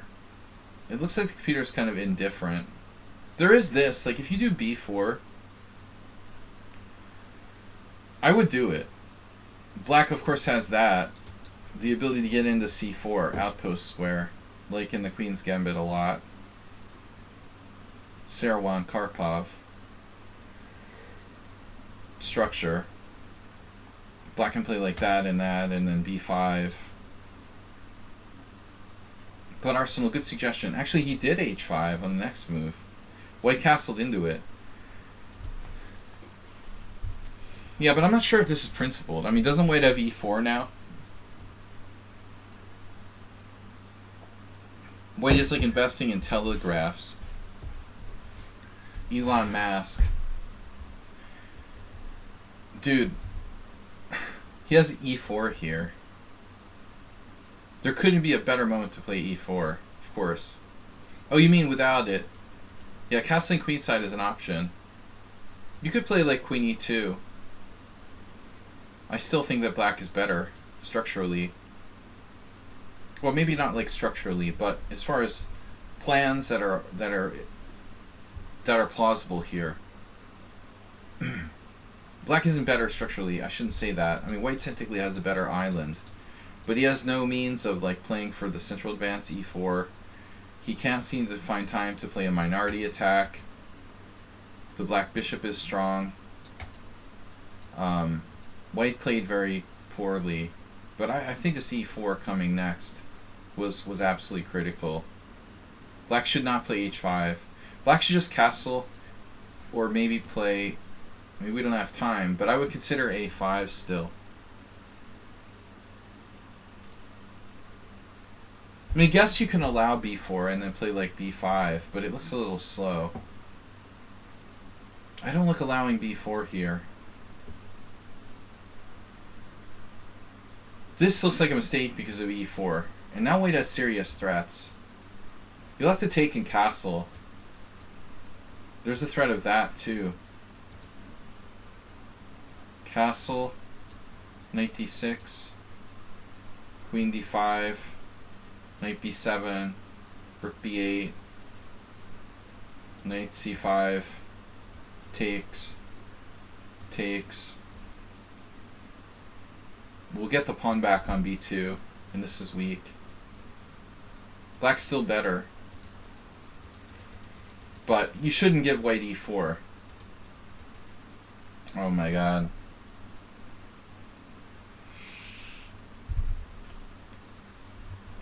Wow, that's crazy.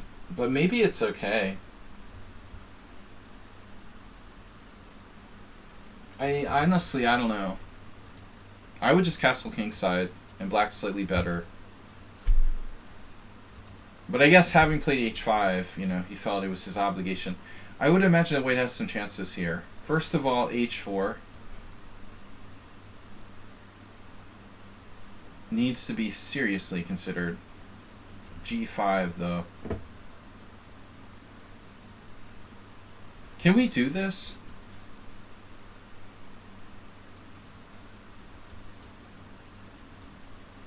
Either recapture.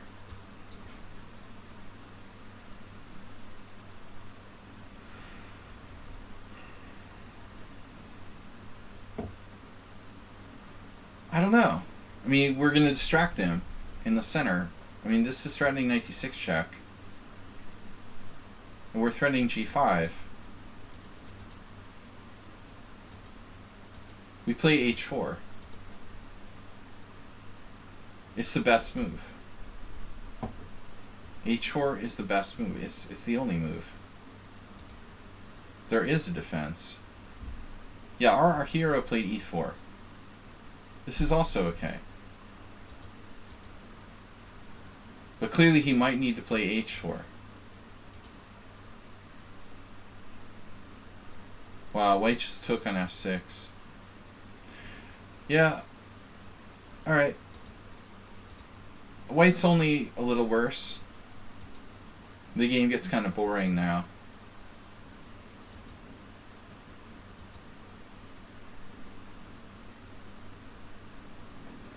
Yeah, that's the weirdest move of the game. Like, seriously? b3? The guy played b3. Like, what is b3? What? You're sitting there, you know, facing maybe h4. You have an isolated pawn. He doesn't want knight c4. That's a threat? It's like covered. Thanks, Uberdriver, for the weekend update. Seems urgent to me, man. I mean, for Christ's sake, their king is on c8. Like, you could go here or something. I mean, anything. a4. Dude, a4, a5, a6, and we're opening up his king. b3. Get out of here. That's atrocious. It's an atrocious move. Black actually played kind of passively, but it's safe. I agree with it. Alright, here. Take. And now we're just going to try to grind him down. Does this work? This has to be a draw. It's a draw. And that's a draw. He gets a passer on d5, but that's probably a mistake. Oh my god, this happened. What? Isn't, like, white just winning here?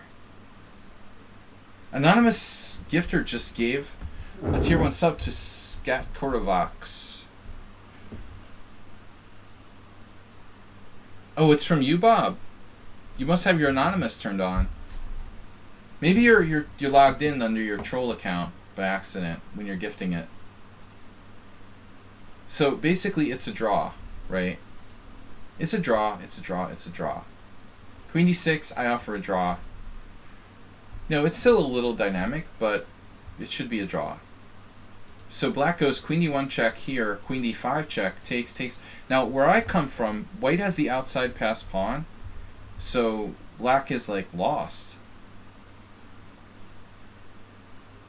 Or at least, like, close to lost if he's not lost. King f3, king d7, king e3, king e6, king d4. Yeah. Now, white is literally winning or close to winning. If it's, if black can hold on here, it's like a miracle.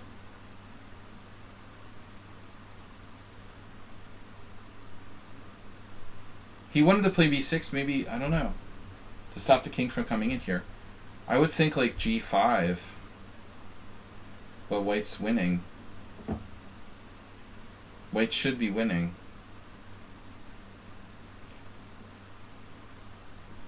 Or is he not winning?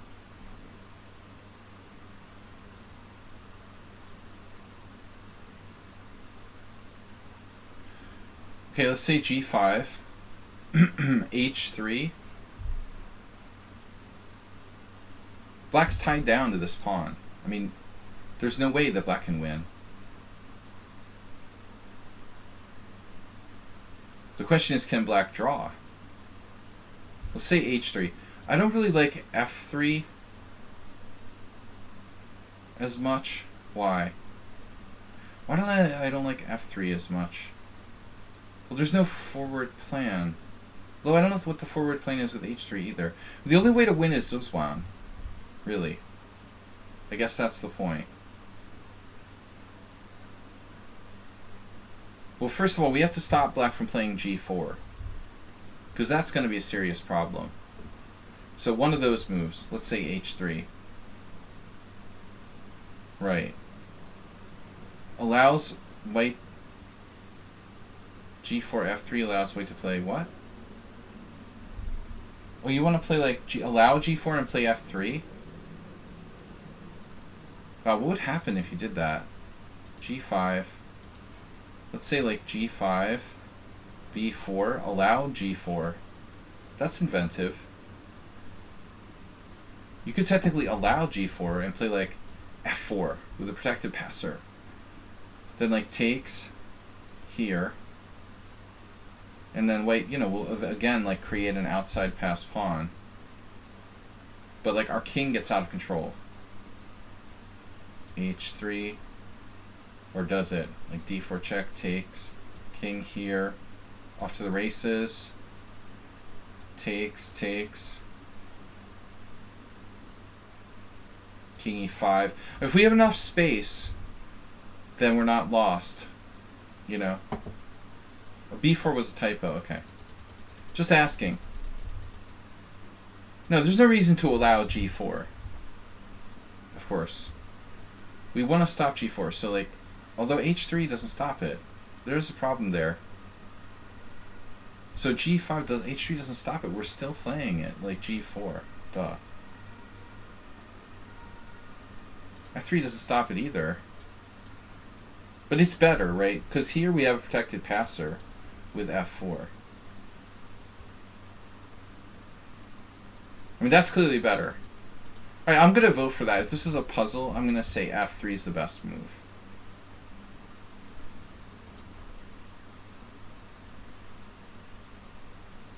I got it right. It's a draw. Wow. No, f3 is the best move, but it's still not enough to win. That's amazing. So, what if there were no h-pawns on the board? No, here's an interesting thing. Imagine this position if there was no h-pawns on the board. White would play f3. Well, he would be winning, right? Or would he? Well, I guess it depends. If there were no h-pawns on the board, f3, g4, f4, king d6. I feel like it would be much closer to winning. If there are no h pawns, black wouldn't have g4. Yeah, I mean white could just play like f4 directly. Well, the question would really be, I think white would be winning if there was no h pawns on the board. But I guess the point that I'm trying to make is that like the more pawns there are, the harder it is to create a passed pawn. But also here the point is about the h pawns. Like if we just hang out, you know, we play f3, I play king d6. The point is if we try to create a passed pawn, i.e. like play f4, there's these pawns. And that's the problem. Because it's not like black goes over, you know, you distract him, he goes, wins the pawn, you win his pawn, you go in and you win. He wins the pawn, then he goes over and he starts like taking the other pawn, and then suddenly there's like an h pawn coming down while you're advancing on the other side. It complicates the situation, you know, massively. So white is clearly better, but it's a draw. But how did white like lose this position? So the actual game was king d4. Black played b6, which is actually a bad move. So now white has possibly h4 or f4. But f4 is a little tricky because f4, king f5, we have to calculate. f4, king f5, king d5, king g4, king e6, king h3. What the bleep is going on? Let's calculate this for a second. f4, king f5. If you think chess isn't hard, try king and pawn in games. f4, king f5, king d5, maybe h4.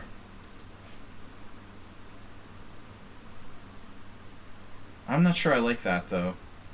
I think we have to go king here. What's happening here? King e6. King here, king here, king here, king here, king here. Problem. Anonymous Gifter gave Moobot a tier 1 sub. Thank you. Thank you on behalf of Moobot. Thank you, Uber Driver, of course. No. Uber Driver's right. Like, okay, we should probably like try to get black's king over to d6. But what I want to do is stop the g-pawn. So when black plays b6, shouldn't white play h4?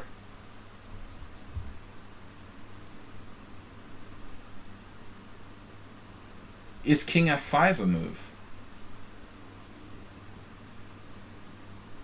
King f5, king d5, king here. King here.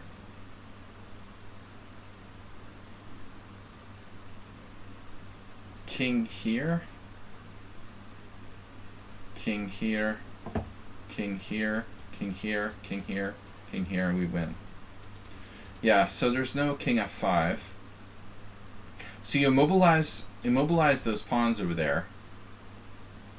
And you prepare to play like f4 or f3. Now I have to go here. Play f3 at some point.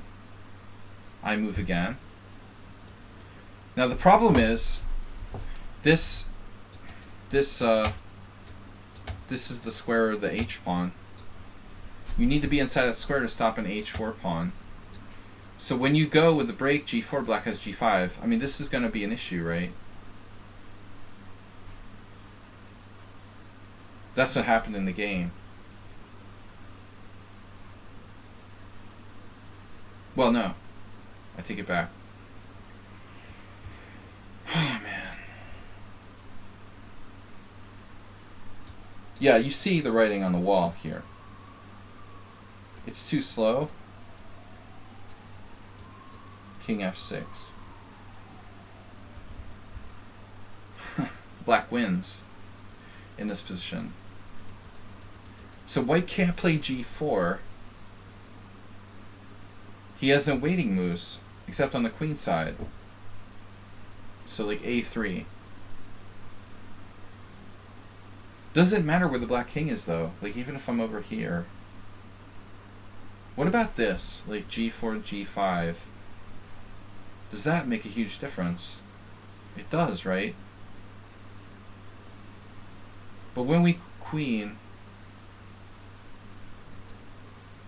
we're queening first here. And the black king, now the black king's not in the square of the pawn.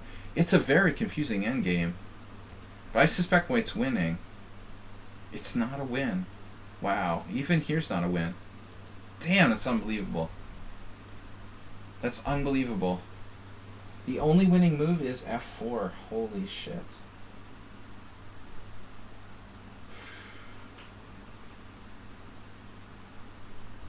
This is the first variation I looked at. I don't understand. Didn't I look at f4? So we missed something, guys. We missed something. f4, king f5.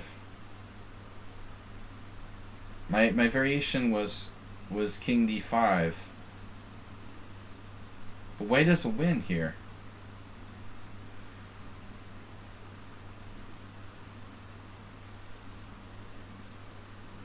I don't get it. Like here, here.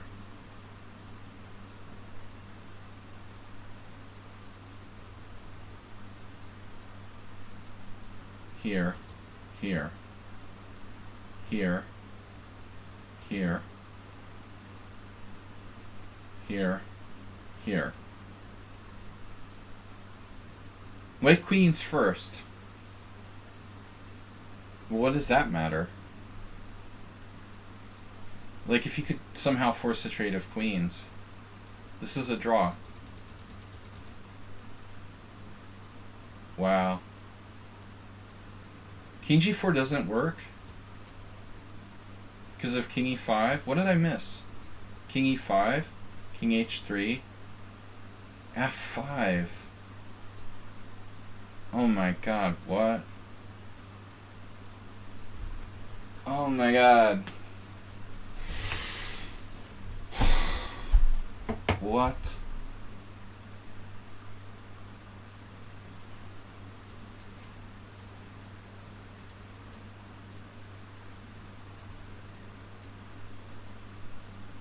Fuck. I don't believe it. That's crazy. G4 wins. I can't believe it.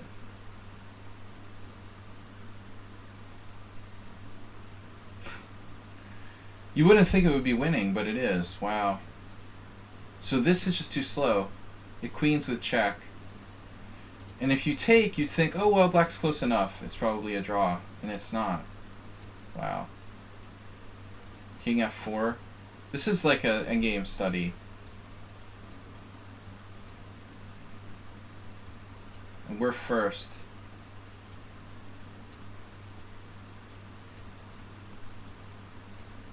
Wow.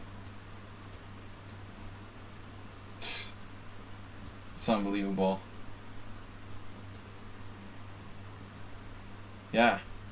It's just... yeah, the wild world of pawn endgames.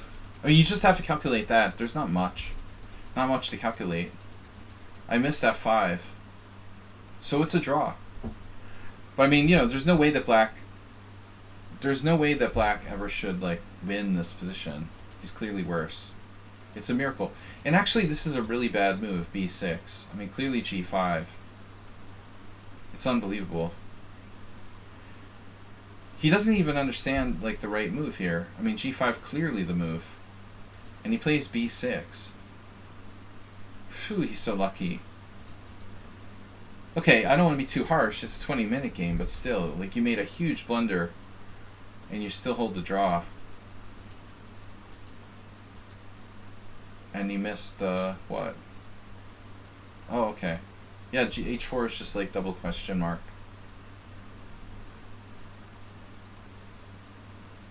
It's lost for white now. Unbelievable. Yeah, I had a very similar endgame I studied yesterday. If king f5, king d5, king f4, we go after this. This looks pretty fast. It looks like white is at least drawing this. Actually, it was today. Had a very similar endgame. This isn't winning, then. I was thinking I was thinking that black was winning, but this counterplay is too fast here. No?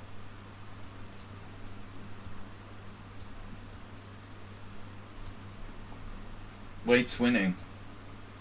Wow. Another amazing position.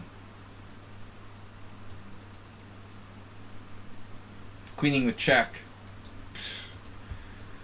Holy shit.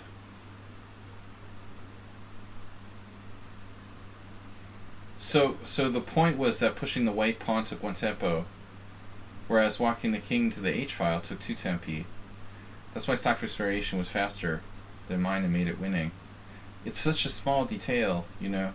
What seems like a relatively simplified king and pawning game. This is another amazing position where white's just like barely winning by 1 tempo. h4 is clearly a mistake. We don't have any choice. We have to take. But my whole defensive basis was like on this. But this is why b6 is a huge blunder, right? Go back to the initial position. You never move the pawns on the side where you're like weaker. Because he played b6, he ends up with like king d5, king c6 in his queen side. He doesn't have to play that move, b6.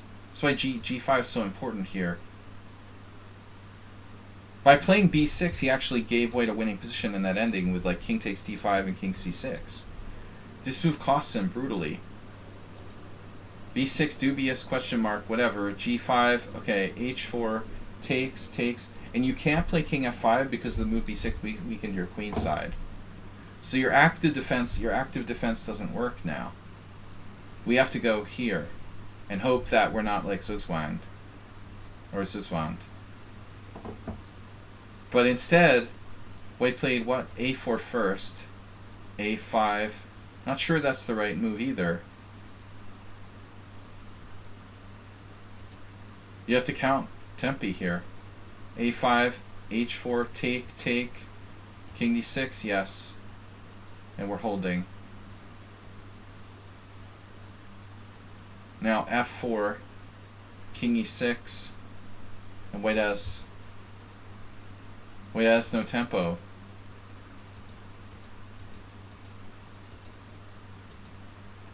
Unbelievable. And black wins.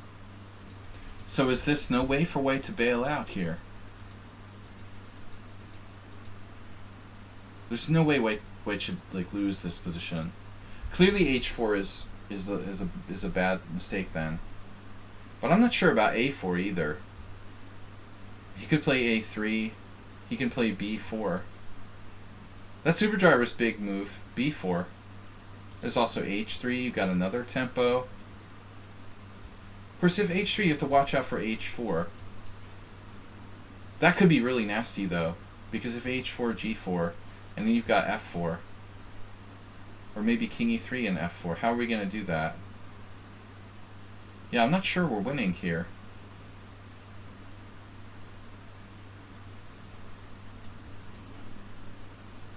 I'm not sure h3 really helps. I don't think that helps. What about like f4 right away? Wouldn't that make the most sense? Or maybe b4?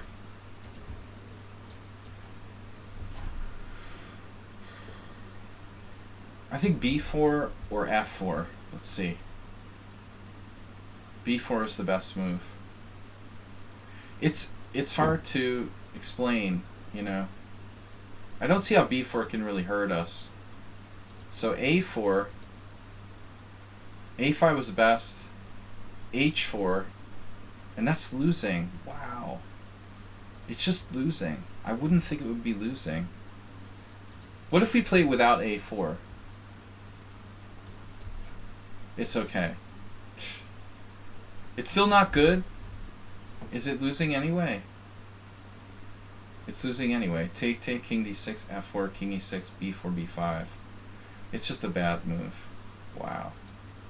I can't believe it's so unforgiving. h4 just loses. Wow. That's brutal. So here's an example of a game where you have the outside pass pawn versus central pass pawn, but at the end you don't, you know. Now he has the outside pass pawn. Who has the last outside pass pawn? I have the last outside pass pawn. Interesting endgame. Alright, let's go on. So, black got the win there. Chapter 7. What is Chapter 7? What is Chapter 7? Do you guys remember? Who submitted this? Sots.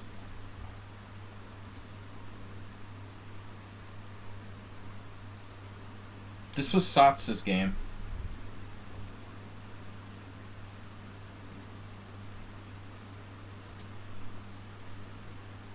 Although, I don't even know what color they were. He's a mod on Tranks, but I don't know what color he is. Does he play the Caro Khan? Right, I remember. Yeah, I played him. This be his game versus a master. Okay. I think, you know, we've got... Well, let's see who won. White checkmated black. Yeah, he must be white. Yeah, the problem is bishop g4, like, draws by force.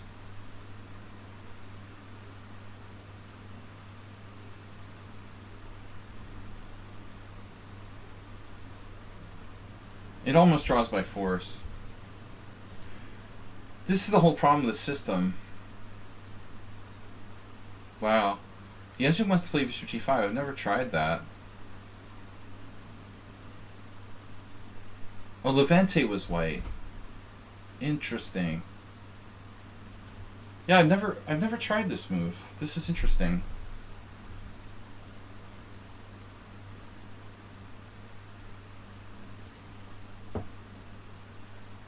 I have to look at that. Anyway, it looks like Sots was black then. So knight c3, yeah, you should definitely play bishop g4 against a strong player. I think if you're black and you want to win, then you have to try like g6. And d takes c4 is not bad, maybe. Am I in the right position? Why are there so few games with that? Oh, bishop e6 is interesting too. Arsenal, you've never been wrong before. I gotta go find my hat. Very rarely Arsenal has been wrong about something. Okay, bishop e6 is interesting. I don't think it's as good here. Miles played this. It's better against bishop g5. No, I mean, g6 is best. Bishop g4 is a draw. Right. No, bishop e6 is not that appropriate in this position. D takes c4 though, I mean, you know, this is actually a move. It's not that bad. Alright. Oh, there's also queen a5. No, that's against bishop g5, yeah. Okay, anyways, he plays this. I don't like this line. I know that it's playable for black, but I just don't understand why people play this. Sumaher plays this too. It's just not a good variation. If you want to play e6, don't play it in combination with knight to c6. That's a classic rule of the black side of the Panov. You want the knight back on b8 in case like c5 comes. You can play b6 without getting like bishop b5 check and all this nasty stuff.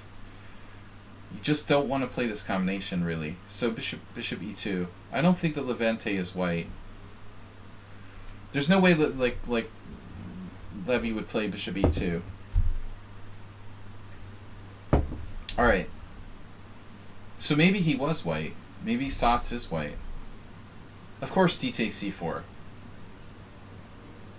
I think like bishop e4 is probably even a move here.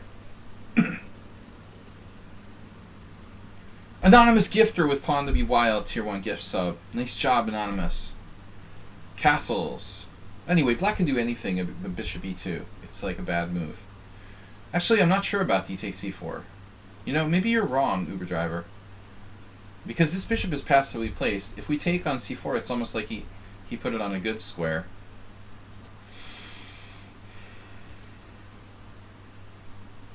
I don't know. I guess you're gonna have to do something. Yeah, it doesn't matter. Yeah, they're all okay. Yeah, white just played like he's black. And this is a bad move by black. So now we have like c5. I think some people are maybe it's not good though. Let's see. There's b6 here. I might be wrong. Like Arsenal, I've been wrong occasionally. I mean, this might be a problem. We have knight a4. I'm trying to see, how do I feel about this? You could play knight d7. Just go muy salido. Morales told me that's not a word.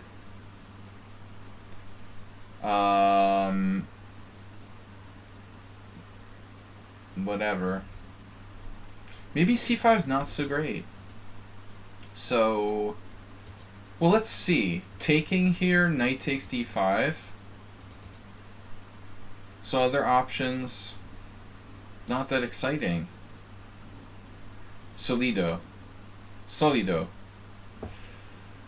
I thought it was a word. Yeah. He said solido is not a word.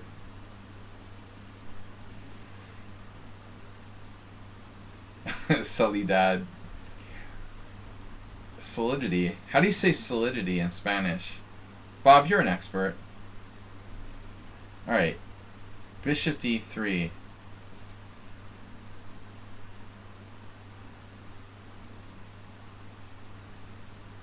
You can play bishop g5. You can play anything. So Bob says it means solid. Well, maybe they don't use it in Spain or something. You're speaking like Latin American Spanish or something. I don't know. Maybe in like proper Castilian Spanish, it's not a word, right? Solido.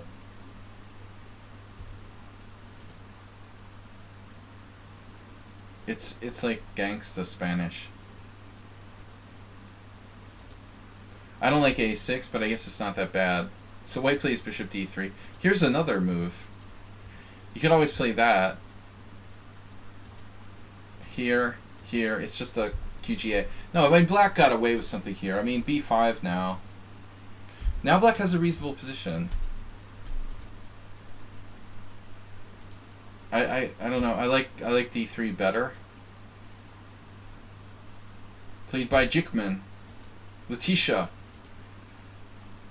If it was played by Letitia, it must be good. The knight on c6, yeah. We're coming to a5.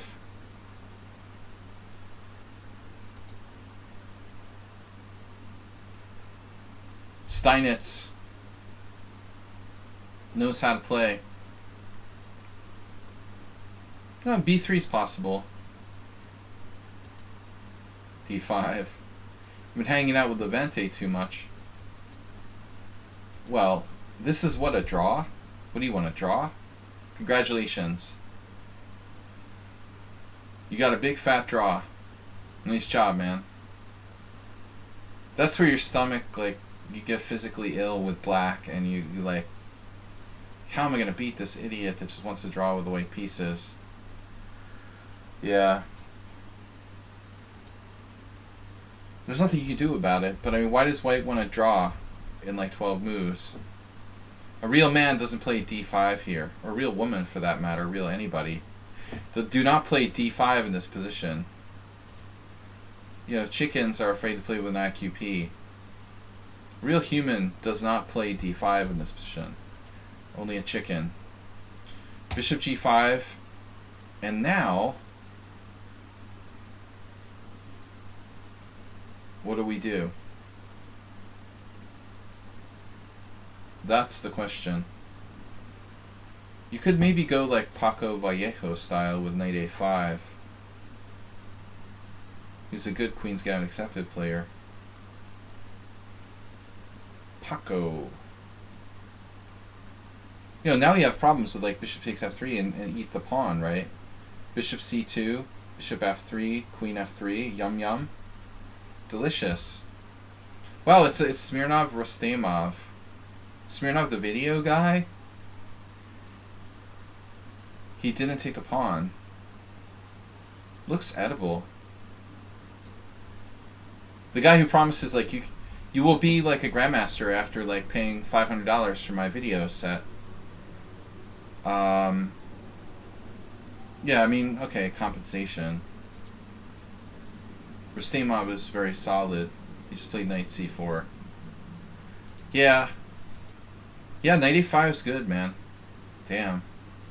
So black played h6, wanted to weaken his king side. This is close to Karpov-Korchnoi. I mean, Korchnoi-Karpov. Bishop h4, now Karpov played like knight h5 in almost identical position. Oh, the Karpov's pawns, of course, were like back on b6 and a7.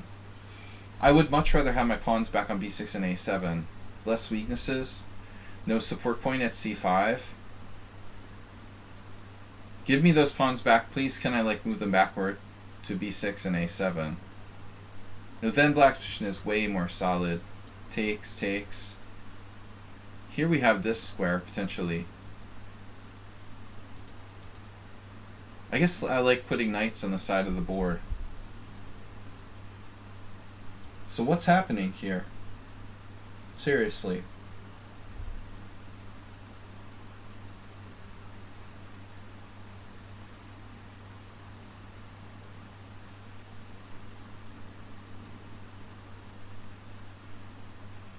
That's where you like everything, Arsenal.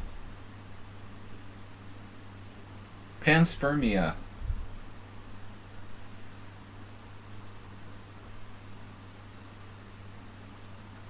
You don't know that?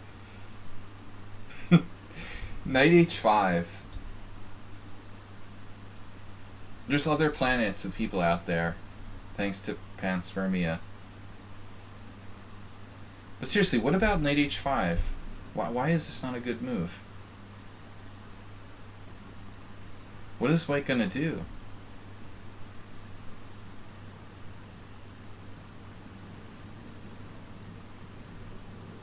I guess it's a more broader sort of bisexual. It's a good question. Bishop e7, knight e7, knight e5, and we just go home. And now you can like take on f7 if you want to, but I'm not that excited about it. Now, as I said earlier, I'd rather those pawns are like back on a7 and b6. But I'm not that excited by white's position. What's he gonna do? You know? Sack a knight on f7? Black looks really very solid here.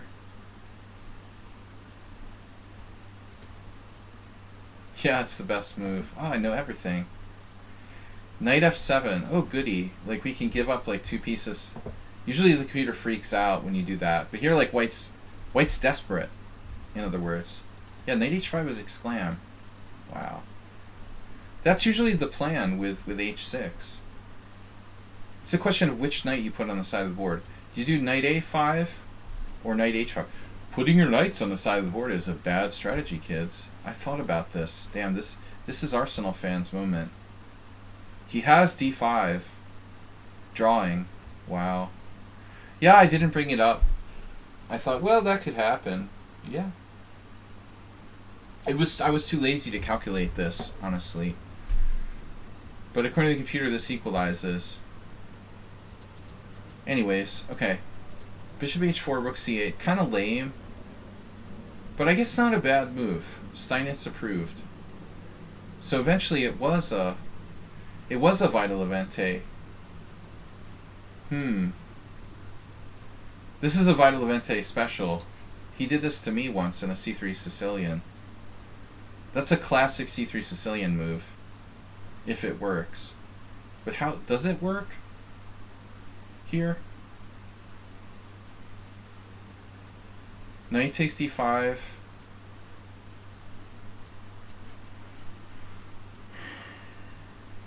What are you going to do? How does this work? I don't really see how it works. After knight takes? Bishop takes d5? Bishop takes h4. What am I missing? Bishop takes e7, knight takes. So, okay. Knight takes d5, you have a problem. Yeah, it's just like winning for black. White just lost the pawn. Yeah, bishop takes s6 first. But it's nothing. No, and white just has to find a real move here. Queen d3. I mean, that's the standard idea. a3 would be my guess. I think it's time, to play a3. Stop knight b4. Stop the steal!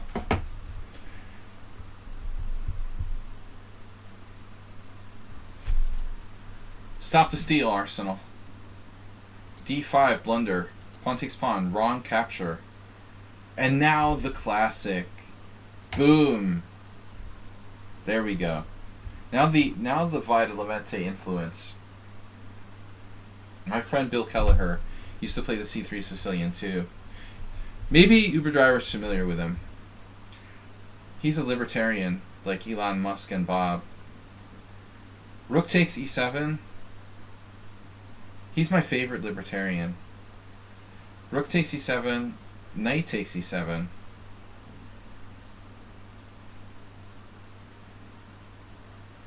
Yeah, I mean, this is a classic idea.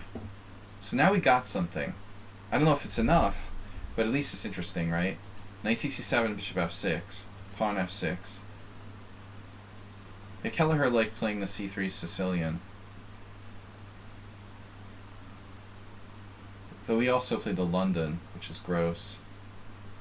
G takes f. White has enough compensation. I don't know if he's winning. This bishop is really bad, and black's king side is super wrecked. But is it enough? Not sure. This move looks slow. But what else does white have? Queen d2?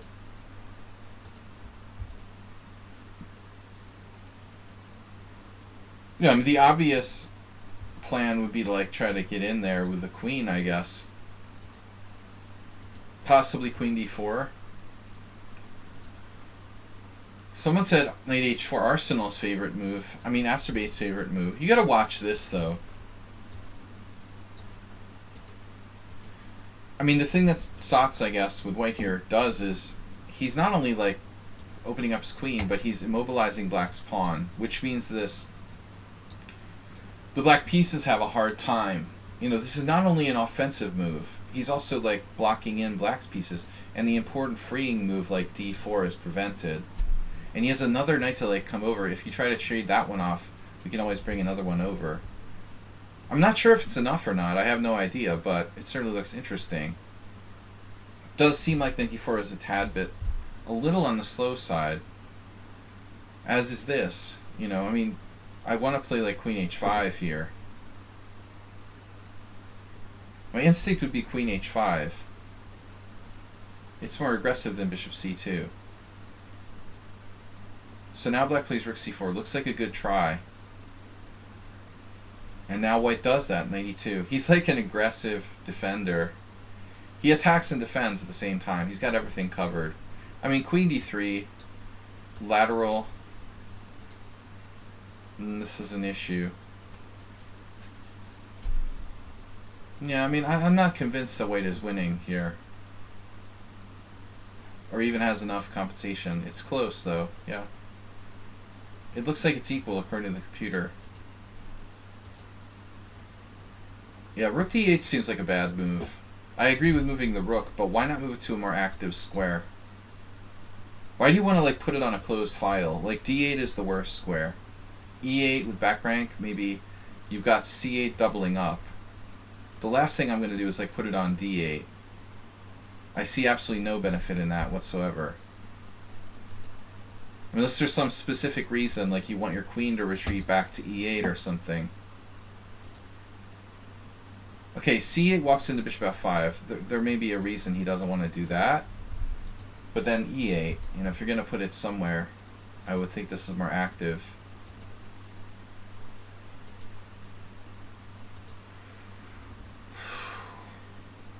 So h6 BFD.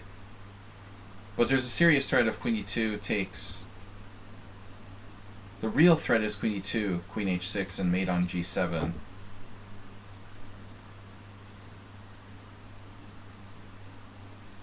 That's hard to prevent. In a way, that's why I was talking about queen e8. You know, you might be able to actually maneuver the queen to f8. Believe it or not, it might be relevant, you know, in trying to defend black's king side. Well, there's rook h4. Yeah, it's kind of desperate. But I don't think h5 is going to help. It doesn't matter. That's like missing the point. You know, I don't think the point is that pawn. Here I would think like white wins with queen d2. Can black really defend this? Like, what is he going to do?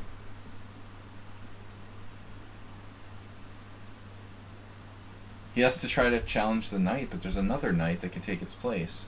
If you go here if you want to, then I have knight g3 and another knight. How do you deal with like both, you know? What do you do? Knight f5, knight f5, and I've got another one coming, you know, and this is in.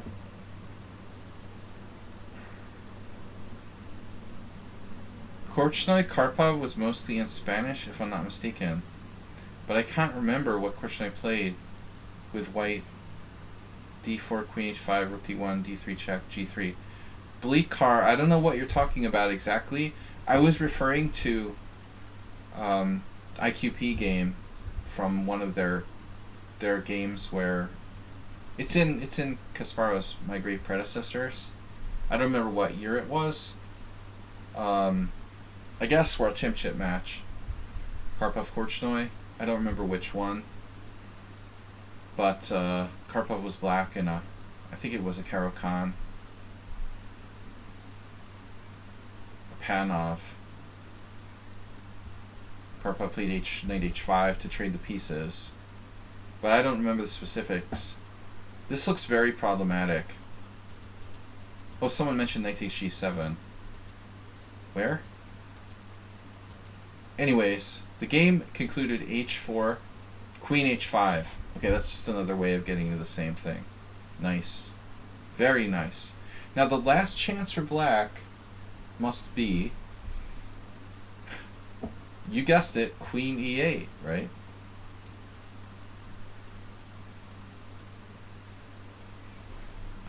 So how do we finish black off after queen e8?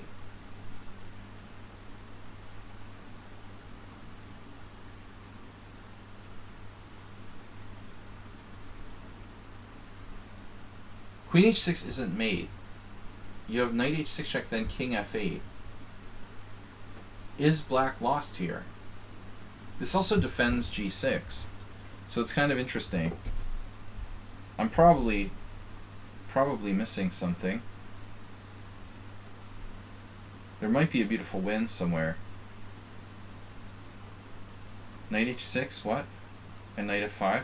But after knight h6 superdriver, I mean, he goes to f8. Like, Esh in Hungarian means and. Like, what's the denouement here? You know? I don't really see it. I mean, you might have knight f7, for example.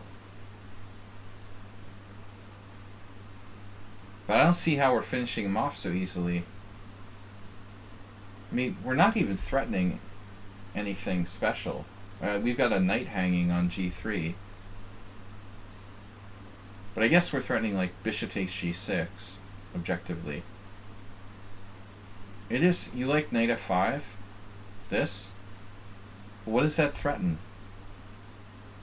What are we threatening here? What are you menacing? As my friend Alex Manea says. What do you menace in this position? What are you menacing? I don't see what you're menacing here. You don't have any threats. What is white's threat after knight f5? It's nice that you have two knights there, but they're getting each other's way. You know? It looks nice, but you're not calculating.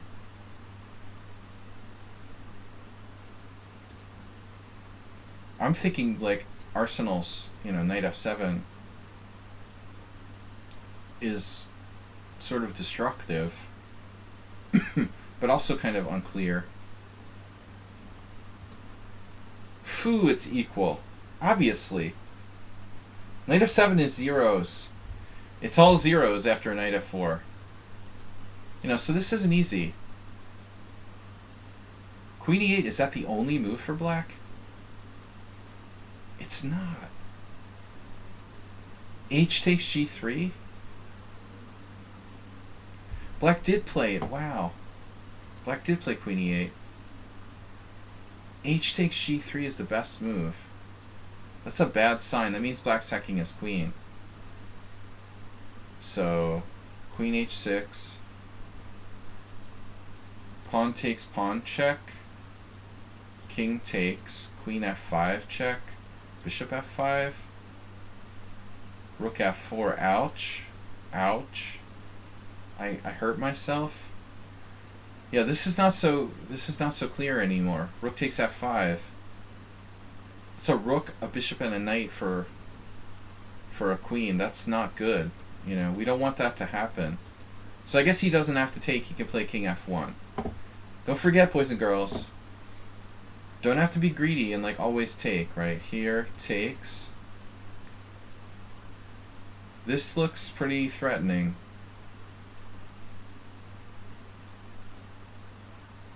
Automatic recaptures. Damn, rook h4. Funny game. Man, queen h... This is not so simple. Black's still alive. That's his only chance, though. No, I gotta move on. So queen e8, queen h6, queen f8. Damn! This works? Does this really work? Knight e7 check, the Arsenal variation? Oh my god. This doesn't work, does it? You have knight h5, that's beautiful. Wow. That is beautiful. Wow. Knight h5. Unbelievable. That's like a study. Queen e7, knight h5. Phew, that's nice. Wow. Arsenal approved. And mate. Very nice. Alright. Oh, Arsenal's revenge game. The revenge of Arsenal. Alright, this is Arsenal. Murdering that poor Acerbate in the Benoni. Arsenal playing d4 against his own favorite opening. He knows all the rules of the Benoni. When was this played? This was this was recent. This was Blitz. Blitz. No rapid. Oh, Arsenal played f4. So Arsenal took him in the main line. Check. Knight fd7. Acerbate has been instructed in what to do here. Oh my gosh.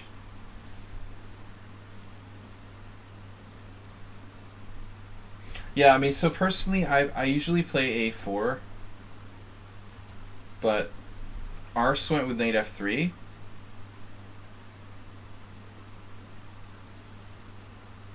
I mean, I don't know. Is castles bad? For sure. You would think that would be black's best move. Again, we'd have to spend all night running the computer for hours and hours to know the absolute truth. Intuitively, it seems like castles, but a6 seems to be the more common move in the opening explorer. I still think castle seems more principled. I've only played a4. I played a4 against Chris Chase.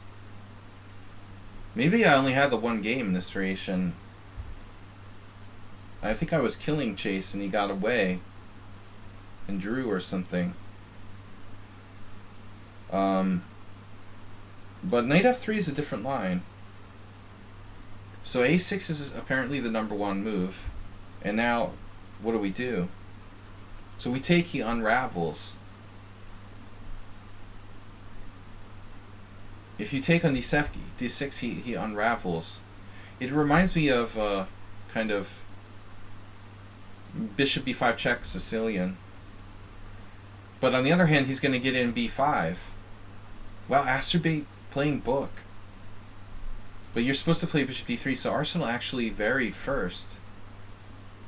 Asterbate out theoretically prepared you. Unbelievable. Teaching Arsenal a lesson here theoretically.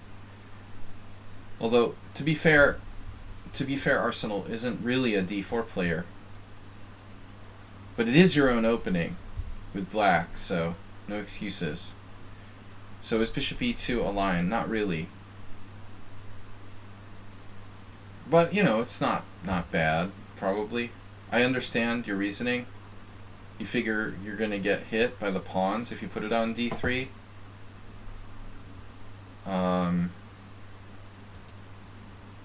Wow, there's a game there. No, Malakov crushed some 2300. Young Ipatov lost against another strong player. It's not that bad. You could take...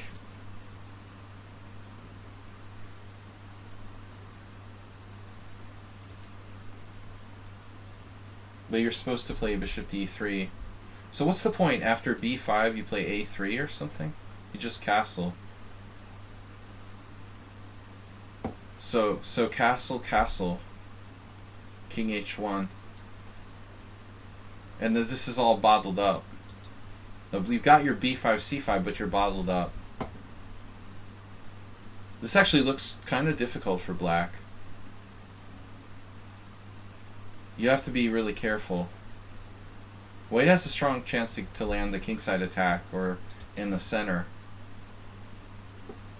Man, out-prepared theoretically by Asterbate. He's got a good coach, though.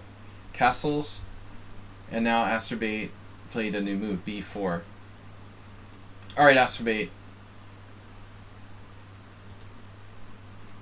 I mean, these pawns are fluid. So my intuition is here to castle again. That's what Malakov played. Kind of good company. You gotta do what Malakov did.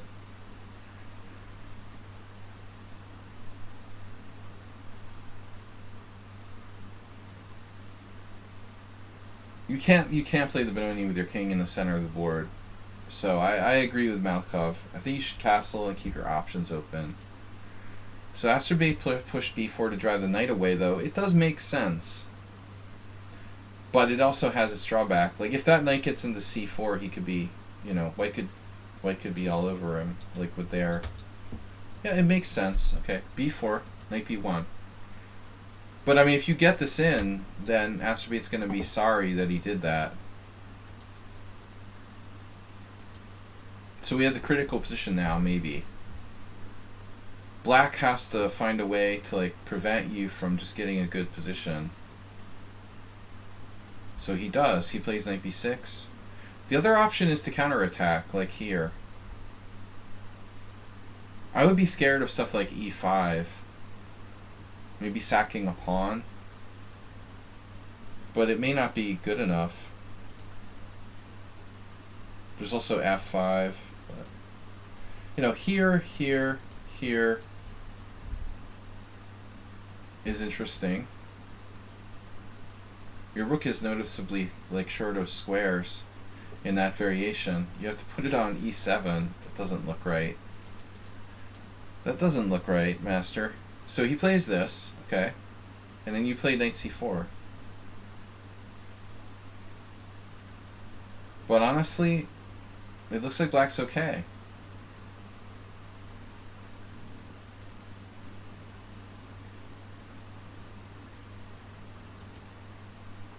Oh no. So Asterbate hung his d6 pawn. It's not as bad as his game against you. But it looks like he cannot drop this pawn, so we have to take and then do our best here. Bishop g4. We gotta play bishop g4. I don't know. It just seems like this is a little... Oh, you could play it. But I think this seems safer for black. Acerbate blundered. Big time. Dropping his central pawn. And there it goes. Arsenal, where does that d6 pawn rank in the most important rules of playing the Benoni? Like, don't hang the base of your pawn chain for nothing. Rule number 4, the Benoni. Don't blow that d6 pawn for absolutely no compensation whatsoever. Is that important? Is the base of our entire pawn chain somewhat important? It's worth more than the light square bishop. Okay. Acerbate's now in desperado mode. c4. That's another nugget. Thank you. Takes. Sees a check. No problem. I'm safer over here anyway. So Acerbate's now 2 pawns down, going for the... He's going for the fishing pole. e5, very like aesthetic. Knight g4. There's also knight e4. Knight g4. It's protected. And now queen e2. Notice the accuracy. Not queen e1, although he could go for queen h4.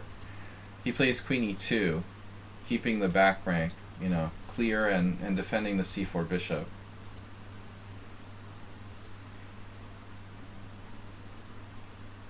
Solid. And just, I think, bishop d2.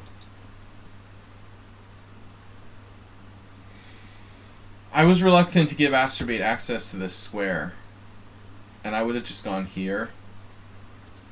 But you played this. Obviously, this is a nice little trap. You have bishop d4. He could play queen e3, but treating queens, probably not a great move. And then Acerbate just went all in with the exchange sack. Now there's an outside pass pawn. Come on. Bishop d3. Wow. Full investment. And then he sacked like 2 pieces to win 1 back. Ooh, brutal. Revenge. What? Arsenal. Oh my god. Arsenal screwed it up by like hanging a piece here. So he's like brutally just like winning. And he wants to give Acerbate a chance with rook f1. I'm going to do rapid on Monday. Man, you had to give him a chance. I like this move, queen a3. No. I mean, I guess we have to try to keep the queens on the board. But Arsenal gets a queen trade. And these pawns are too much. Yeah. Acerbate, there's no way you can trade queens here.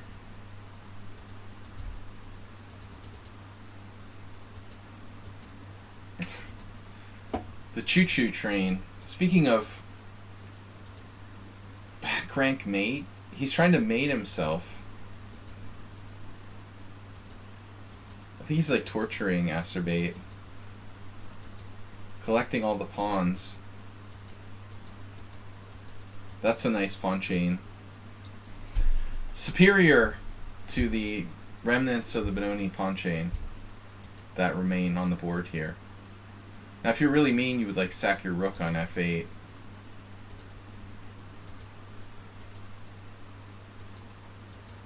Ugh.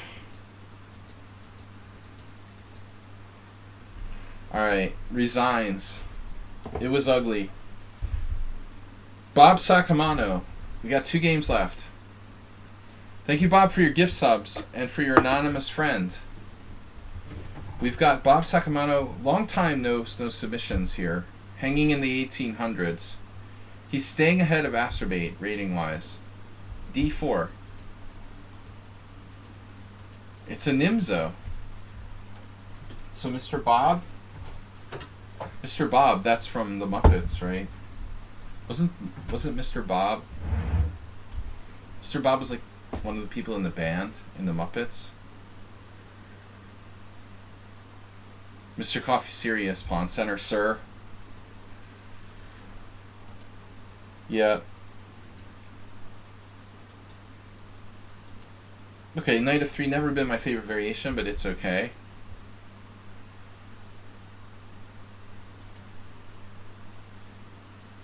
Yeah, I always play b6 here. Pretty much like 100% of the time. I don't really have an opinion on what the best move is against Nimzo. I mean, I think like e3 or queen c2. It's not really clear. f3 is also very interesting.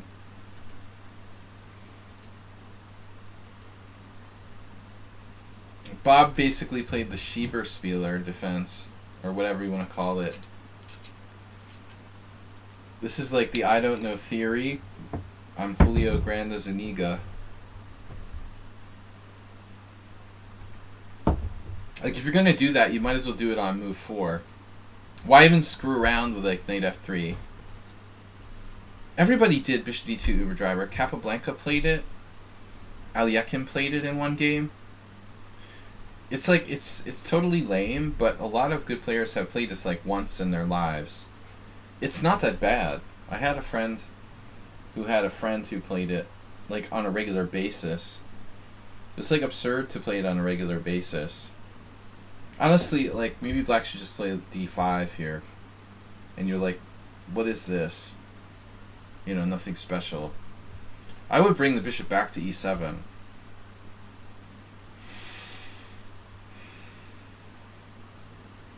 Just pretend it's the queen's gambit, and, like, what's white gonna do, you know? Okay, so in a way, like, Bob's variation has some logic to it. Like, black castles, you know, but I still think that d5 is a very principled move. The problem with bishop d2 is that you can play anything. It gives white this really wide choice, like d5, c5, b6, whatever.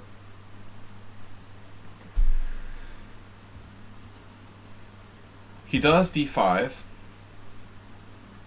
Yeah, now you're going to end up in the bad, like that other guy, playing a bad, well, at least you didn't do g3, but a bad queen's gambit exchange variation. Yeah, so white shouldn't really exchange pawns. I guess e3 is the best move. Bob plays speculative move a3. Now, should you take or go back?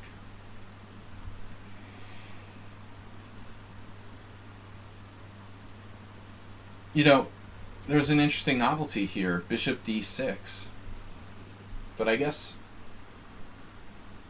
I don't know. I mean, this just looks like not a stupid move, really.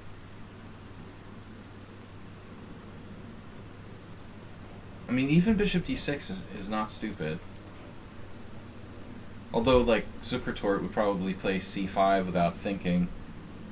I think it might be overrated. I mean, is knight b5 really a good move? You're just going to, like, put your knight out there, and then what? And what are you going to do now? Just sitting out there? Are you sure?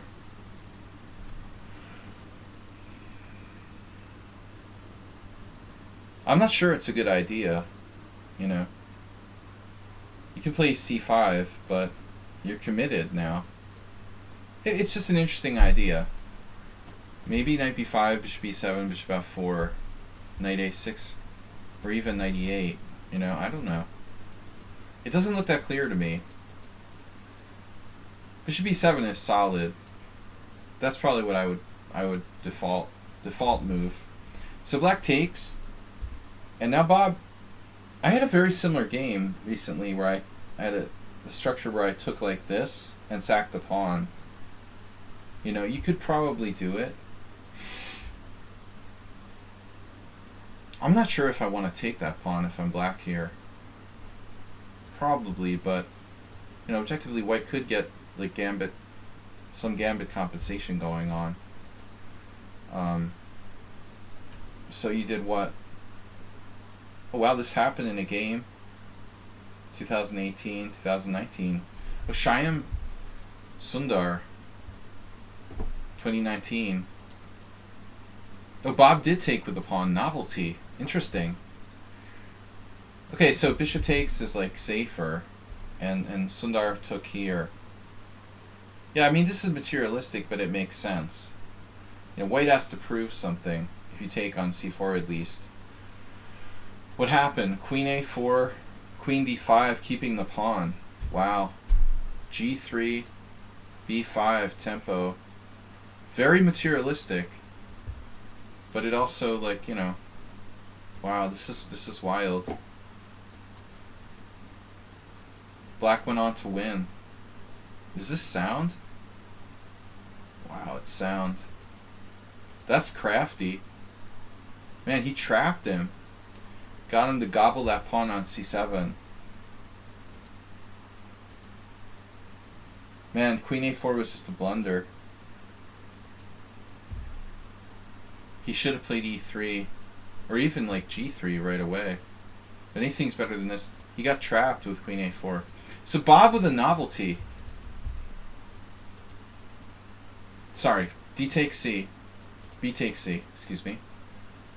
Now black doesn't have to take the pawn. He could play positionally with b6.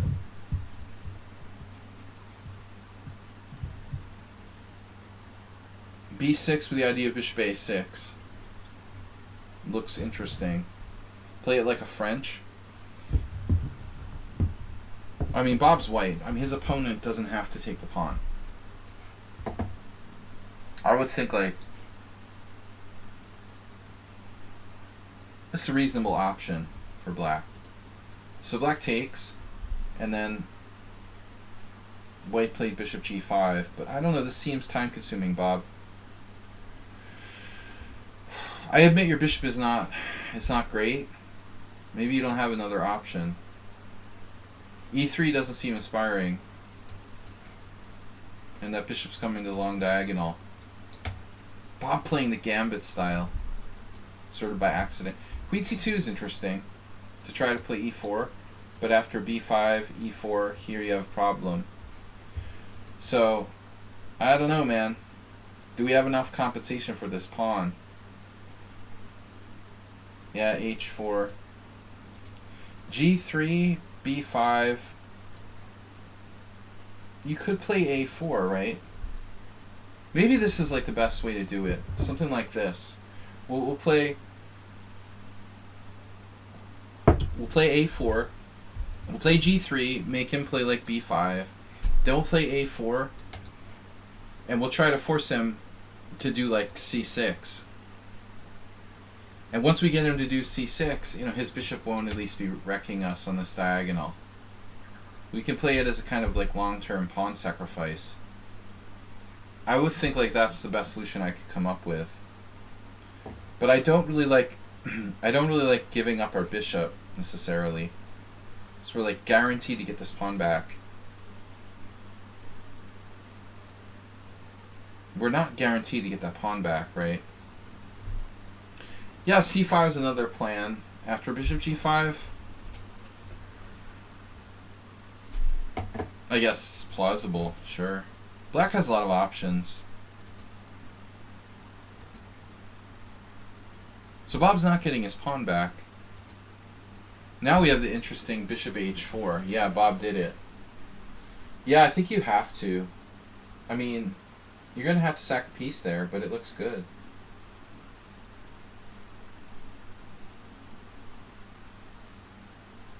No, black has to play g5, huh? Wow.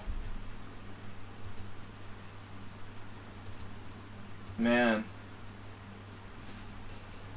I guess he should have played h6 right away. Right away.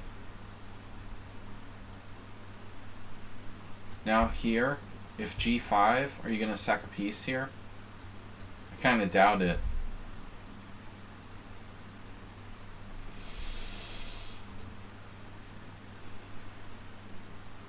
I mean, it's almost working.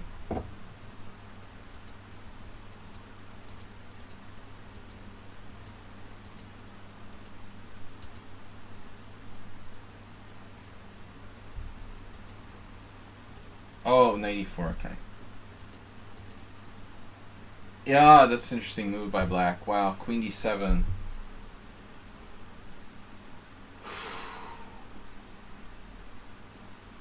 Black's lost after that, probably. Interesting move. Well, it was creative at least. Wow. Bob. Damn. Just wreck this guy. You're just gonna mate him. That looks bad. Maybe he could survive. The Uber driver's h4, rook h3, rook g3. No.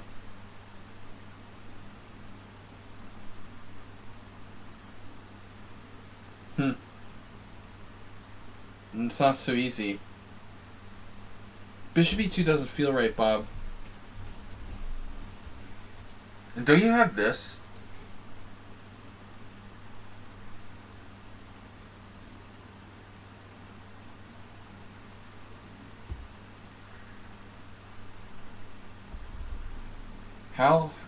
How scary is this move for black?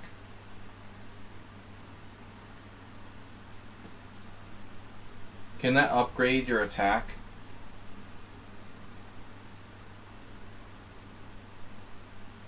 I think you get an upgrade. I'd like an upgrade, please.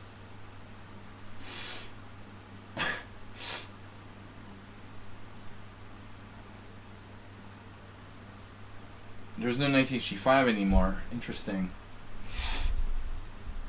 There's other stuff like this.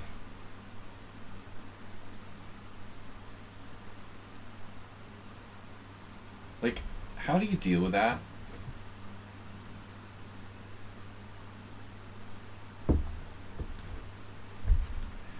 G5 doesn't work, does it? That looks really bad.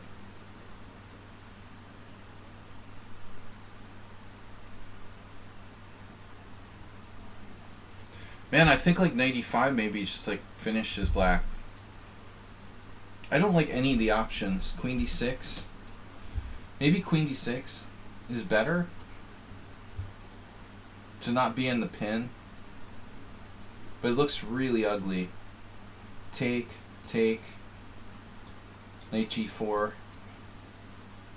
Maybe this isn't so clear though. He has this e5.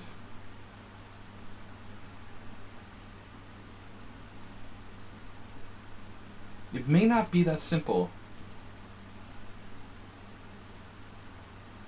Yes. Takes queen g4 check.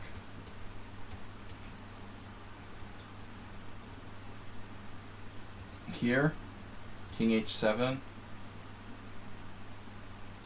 Now what? Nothing. This doesn't work. Alright, let me see what the oracle says. Yeah. Queen d6 is the move.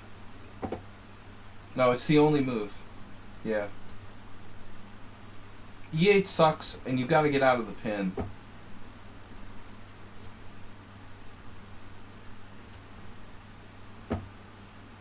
So 95 isn't clear.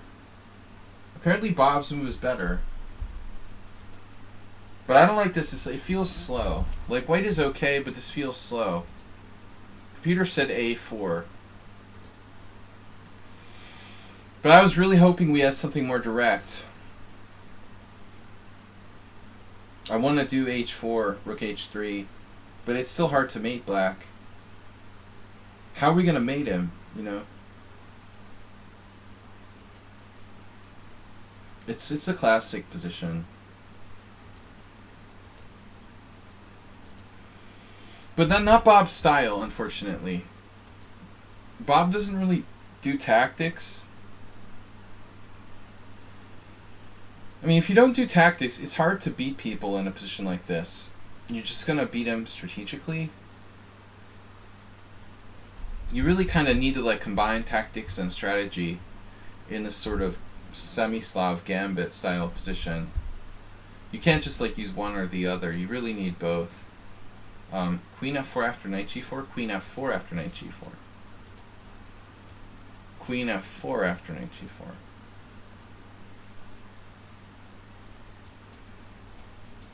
It probably does work. Didn't occur to me.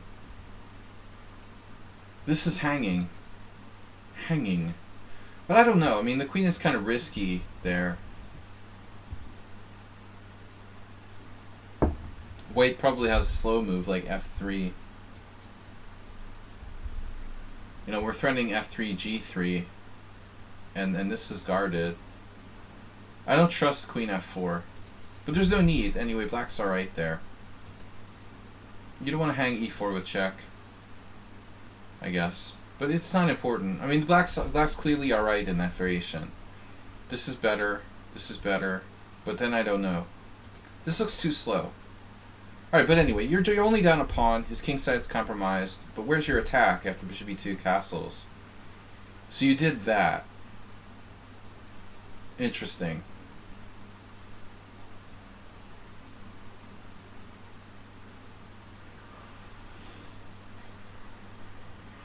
Interesting.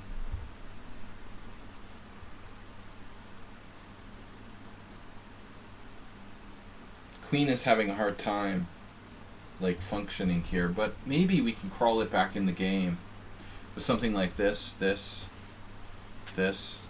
you know, over here, or f4, like was pointed out.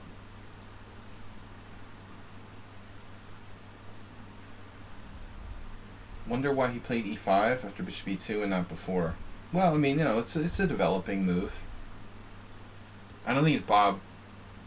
Well, I think he just played e5 because his pawn was attacked, you know.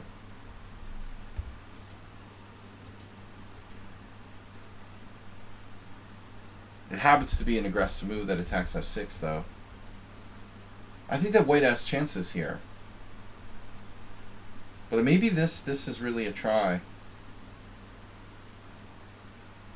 Though we had that queen c1. The idea of queen f4 that was mentioned earlier looks very dangerous here. For example, king h7, queen f4. I still suspect that black is defending.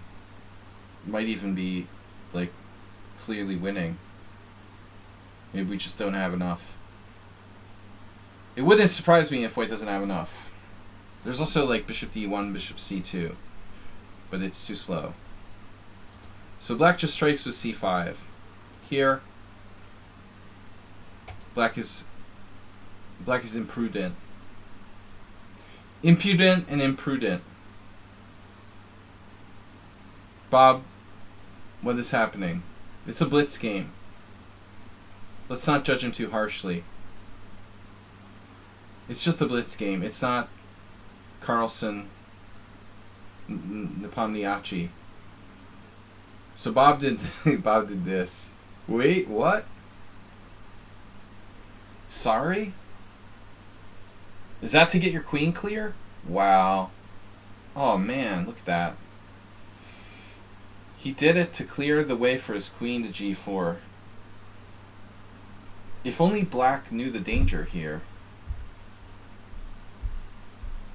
He just didn't know that. That's a beautiful tactic. Bob doesn't do tactics. Yeah, he's suddenly all over him with queen g4. Bob's first tactic.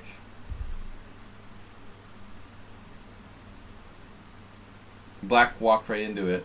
Boom, boom. And mate. So any queen sacrifice? Queen sacrifice, anyone? How about, don't think so. Oof. So he did that, yeah. That's the only option. But Bob got, I would say Bob got kind of materialistic here. He lost the thread.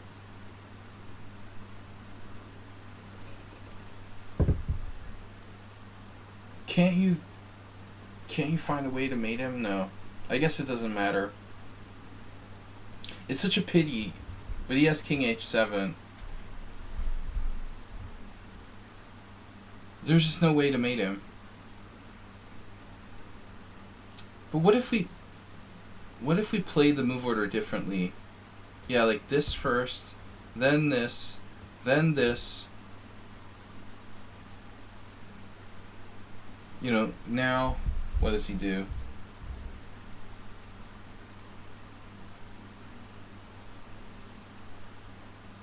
Rook g6. That's a beautiful variation. I'm hallucinating that white has another knight. This is awesome. Check here. Queen here. Oh man. Draw. That would be disappointing, huh?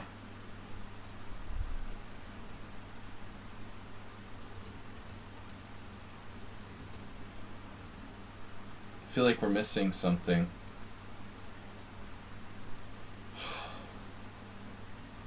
Yeah, of course the queen's still hanging, but it kind of defeats the purpose of this whole thing. I guess there's nothing better. No, it's mate in 4. What? Oh, the knight g4. Satsu would have found it. At least my instincts were right that we should try for more. Damn. I just didn't see it. None of us saw it. Dude, that's brutal. Always play for mate, Bob. Astrobate lost his way. He no longer plays for mate. He just like collects material. He's corrupted. Bob's been corrupted. He's been corrupted by material again. You were on the right track. So, alright. You went for the material. Knight takes d7, knight takes d7, queen h5. You know, certain players are very like attack-minded. We'll see that very quickly. It's not really my style. Especially not when I have like the first stage of COVID and I have a headache. I'm on my last legs here. Queen h6 check, knight h7, and Bob has to just get it done ugly. Yeah, this could be a little tricky if you're not careful.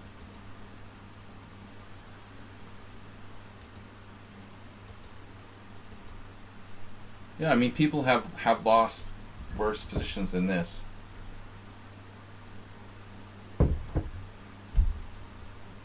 Yeah, swinging the rook over, nice idea.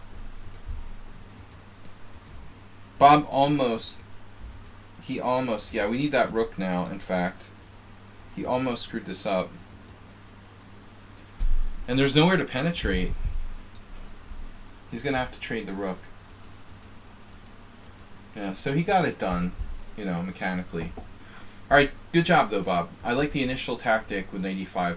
Last game for today, I got a Mule Skinner game that we did last because he never submits them in the proper format. I gotta go, guys. It's late, and I hope I don't have COVID, but I've had a headache all day and like fatigue. I don't know what's up with me. We should be back tomorrow morning if I'm not ill. Maybe I'm just tired. Hopefully. Where is the Mule Skinner? Mule Skinner Game 5. Large Open for Easter. This is Mule Skinner with black against Gonzalez Lopez. Wrong game, sorry. This is Game 5.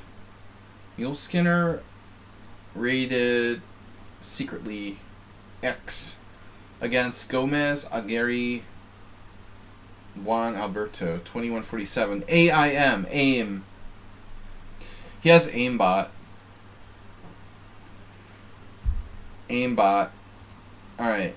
Mule Skinner with white. Thank God it's not a French. Every time Mule Skinner submits a game, it's a French. I'm with Steinitz. French is like the most boring of openings. Yeah, it could be the eye strain. I agree. I thought about it today, Mr. Coffee. It may be eye strain. I hope it is. You know, it's not some virus.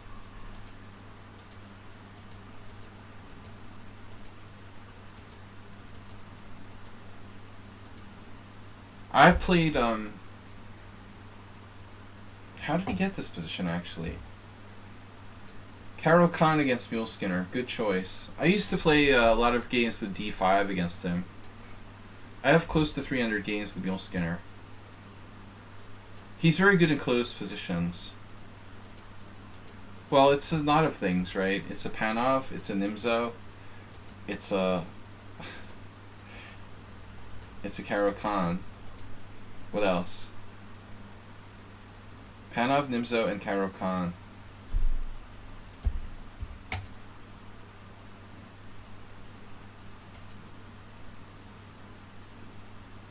The other move is Queen C2. I play Queen C2 a lot, but technically Bishop D2 is better.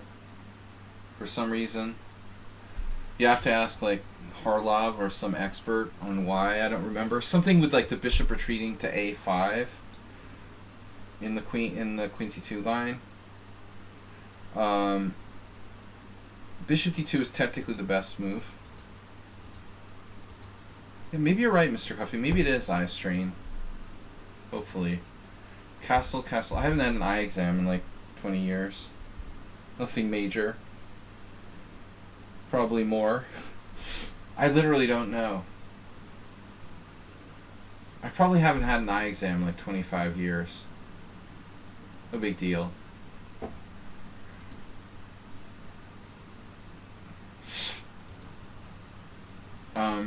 Wow, someone just submitted a game 13 seconds ago. Yeah, I am. Data race. Bullet chess, my favorite. I'm going to very quickly go over this game for fun with I am Data Race. Just for fun. Alright, because I'm dying. My headache is killing me. But first we'll finish this Mule Skinner game.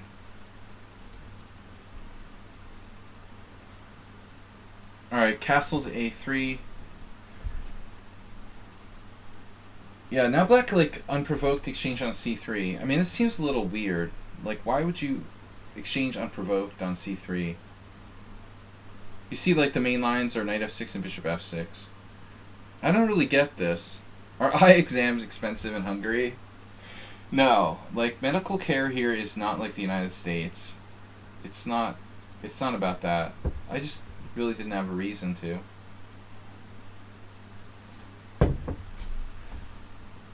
Alright. Yeah, I should get it done.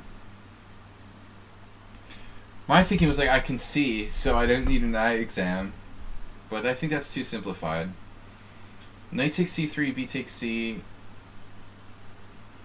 Yeah, I mean, once I had this game where I had a Nimzo or something where I tried to play for E5, and like, it just like, it was a shit show. I got crushed.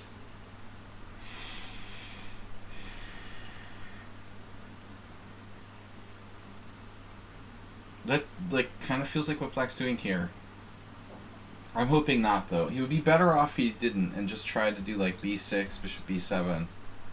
Don't try to play E5. So queen C2, this is a problem. H6. Yeah, I don't like the queen on C2, though. There's Sundar Sham again. Second time today.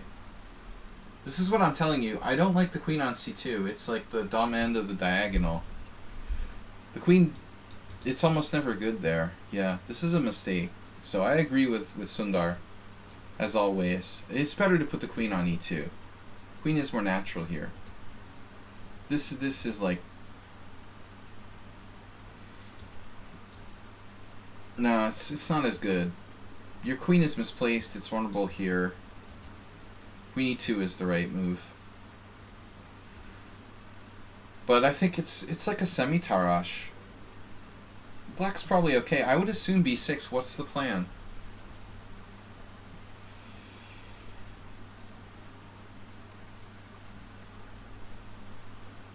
No, we gotta do Queen E4. If you studied the book,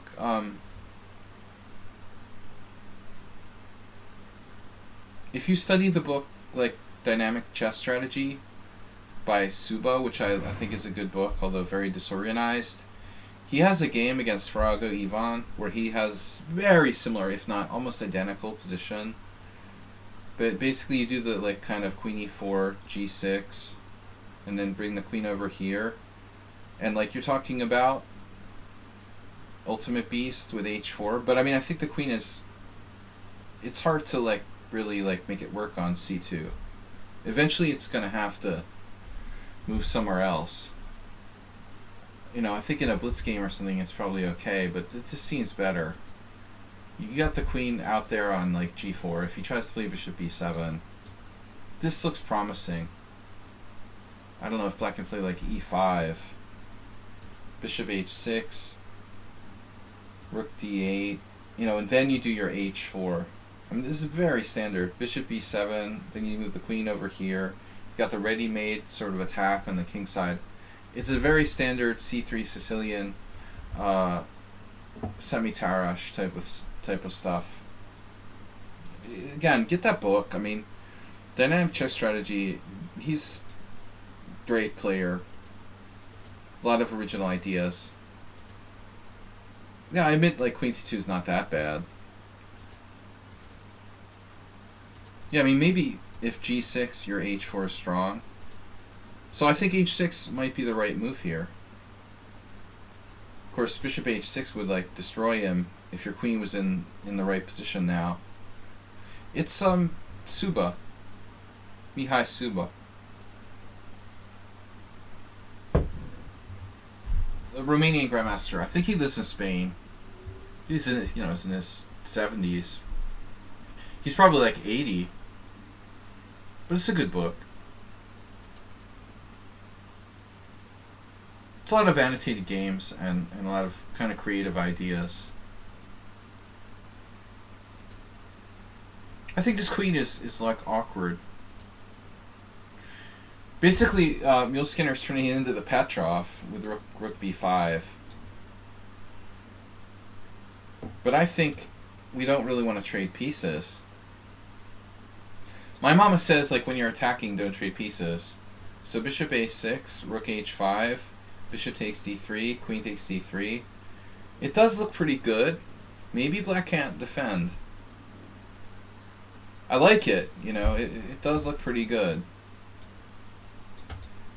Mule Skinner said check first. Check first. Check first, check first. Check first. Wow. Look at that, baby. Oh my god. That's so nice.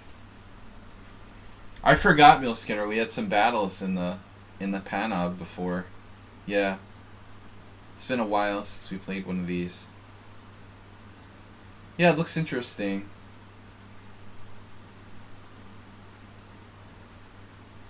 I mean, at the end of the day, I don't know.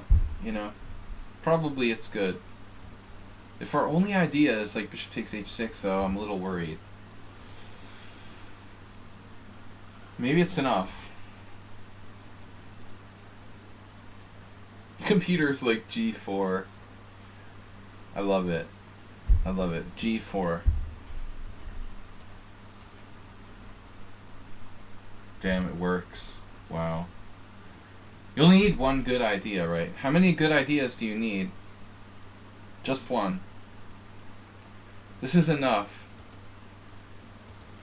That's pretty cool. So it's probably impossible for black to defend. That's a beautiful idea. After bishop a6 is impossible to defend. But what should he do instead? Like, what can black do instead? 97. Okay, maybe this is the best move. Yeah, he has ideas of this or this or this.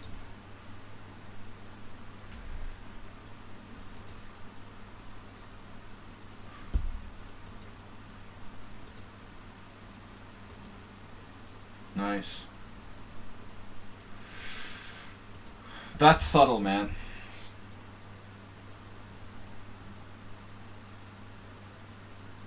That's beautiful. Beautiful the way you attacked here. I think it's winning.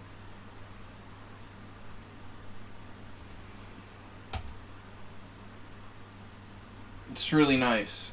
Okay, bishop takes f3. You got mate. Man. That's beautiful. What about this? You could just play like rook h3 or something. I mean,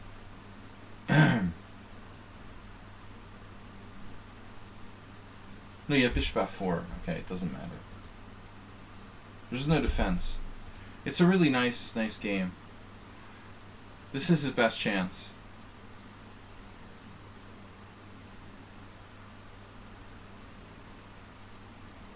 Damn. Does that work?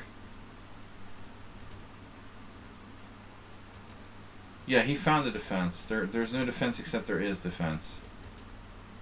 My head's killing me. Alright, I gotta go. Emil Skinner, like he's clearly better, but it's not so easy. The two bishops are very strong. So it's not necessarily winning. Yeah, that's tough. Wow, black actually very, very well defended. I thought you were just winning.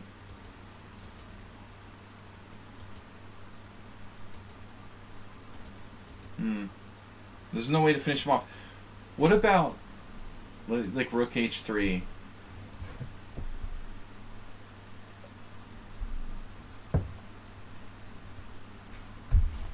Does that make sense? It's good, but not like winning.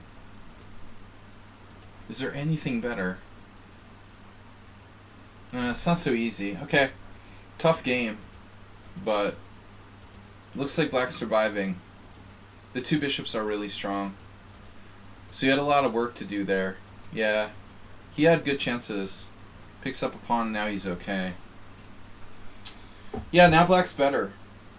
Even though, like, you're up a pawn. I think he's better here. Outside, you know, queenside majority, two bishops. Bad structure. Now white's actually... Yeah. White's actually worse, even though he's up a pawn. Bishop's really bad. Two bishops. Of course, you shouldn't lose. I guess Mule Skinner probably doesn't have the score of the whole game. Oh, he just blundered rook takes e3. Oh, man. Yeah, you had a very strong attack. You shouldn't have lost, but I guess it wasn't a forced win. Just losing a rook there. Okay, guys, I'm going to just throw in this this last game from I Am Ultimate Beast. Just for fun, a bullet game.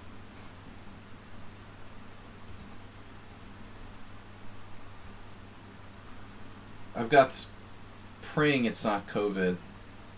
I had a headache all day. Study. I had COVID in January, but it's been long enough I could get it a second time.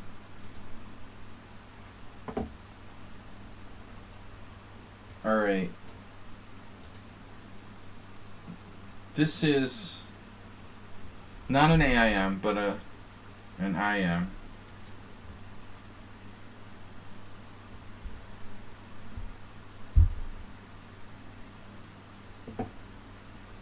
Bullet game against the GM. Ross Limo, which I hate. Yeah. So e6. e6 is good. Bishop takes e6, I think. My preference, but whatever.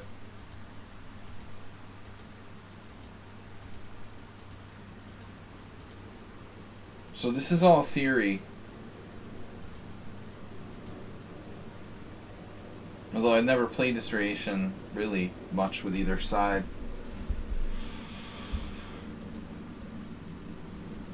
You have to take with the knight. I don't know. Pawn takes out of the question. This is the point. So it just becomes like an IQP position if you take here. But this is just a really fast game, like a bullet game. I would assume to take here, but I guess white could just take with the knight and play this like totally boring position. So you know, you did an interesting thing. You like kept attention after d4. Probably fine. This is a blunder, like pawn takes c5, or not. Because queen d5 is threatened. Take care, Arsenal. So is this a blunder or a smart sacrifice? Like, obviously b4 is possible.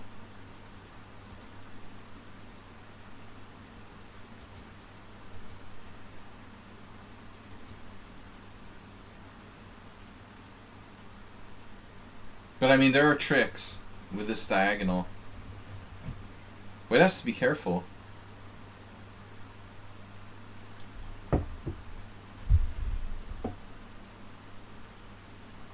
If he's not accurate, I guess, like, where do you go? e4, the classic. Just like the last game. Maybe it reminded you of that game. So the question is, yeah, there's no way we can do it. There's no way we can do knight takes b4. So bishop f6. It's a bullet game, you know, we don't want to overanalyze it, but it looks like bishop f6 might be pretty good. Because you have double threat, knight takes c3 and knight takes b4. And he doesn't have bishop f4. Well, this move actually might be pretty good for you.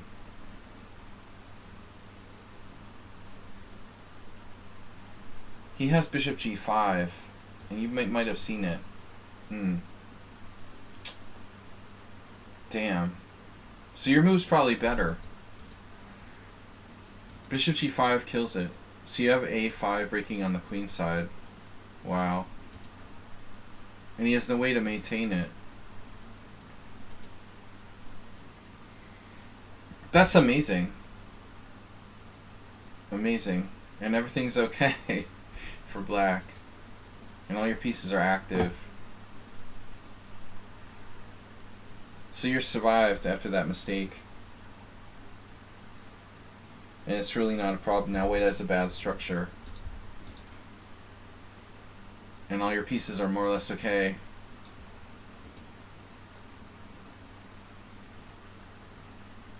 He's just trying to keep the pawn, though. Can you get this pawn? You could sack the exchange. This is too... That's too speculative.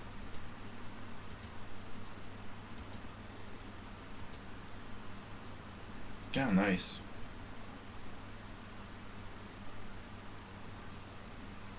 I had a funny game last year where this guy, Indian, like FIDE master, he made a move like bishop takes d5 against me. I almost fell out of my chair. You know, I thought, oh, he'll never do that. You know, but if there's a particular reason, like it had to do with f6. He was able to get his knight to like e4 and f6 in a similar position. And I was like thinking he'll never take on d5. I literally almost fell out of the chair when he took it. Because it's this, you know, it's a good bishop. Here. Now you're just better. It's very similar to that game I had. If he just had a way to get that to e4 and into f6. Yeah, he's got it to e4 now. So this is like really an active threat. Bishop takes d5. It's a good game for a bullet game. He took it. Yeah, that's exactly like what happened to me. Well, here it's more obvious, but in my game it was kind of subtle. I had a very similar position. The lineup on the A file with my rooks too. It was a c3 Sicilian. Takes. Damn. It has a lot of similarities to that game. I can't remember the guy's name. He won the tournament. It was an IM tournament, and he beat me in the first round, and that was the only game I lost. But it was like I was not prepared. Yeah, this is forced. It's a good game for a bullet game. Good quality game for this time control. And now you've got a passed pawn. So with white, you know, white's playing bullet, but I guess bishop e5.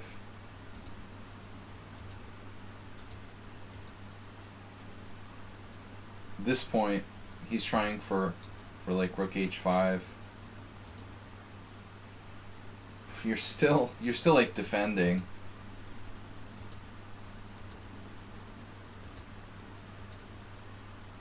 And now you're out of the woods. Now rook e8 and you're not gonna lose.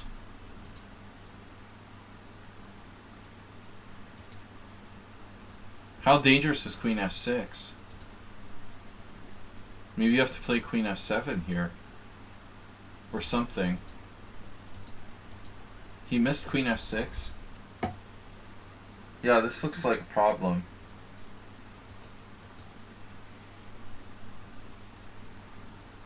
Well, I wouldn't know that it's completely winning for white, but I would be worried about queen f6.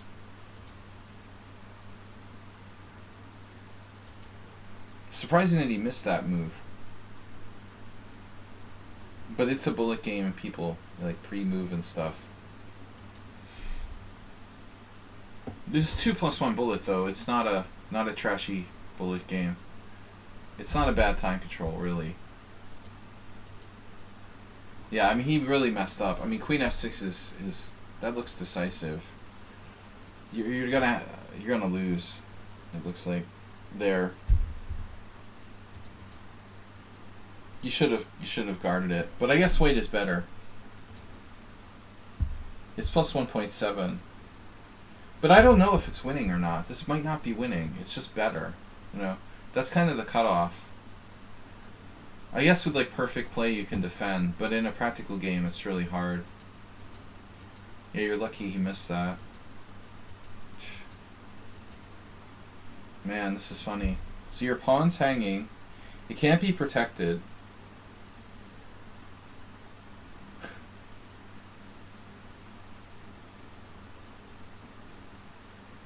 That's crazy. What about... Yeah, and you've got rook d4. It's still a draw. Bishop f6.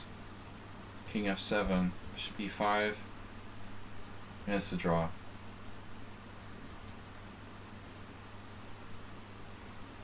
Now it's a draw.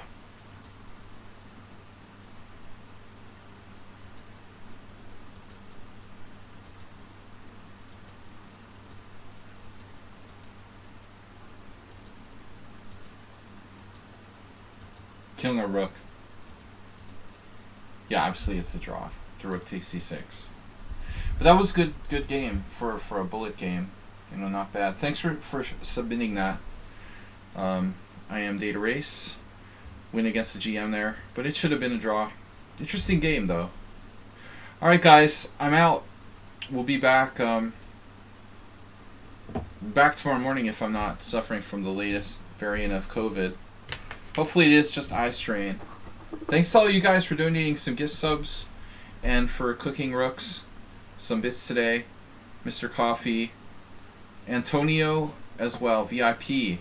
Thanks everybody. It's late. I'm out of here. I appreciate your support. Be back in the morning, 11 a.m. with some blitz chess. Thanks guys. Bye bye.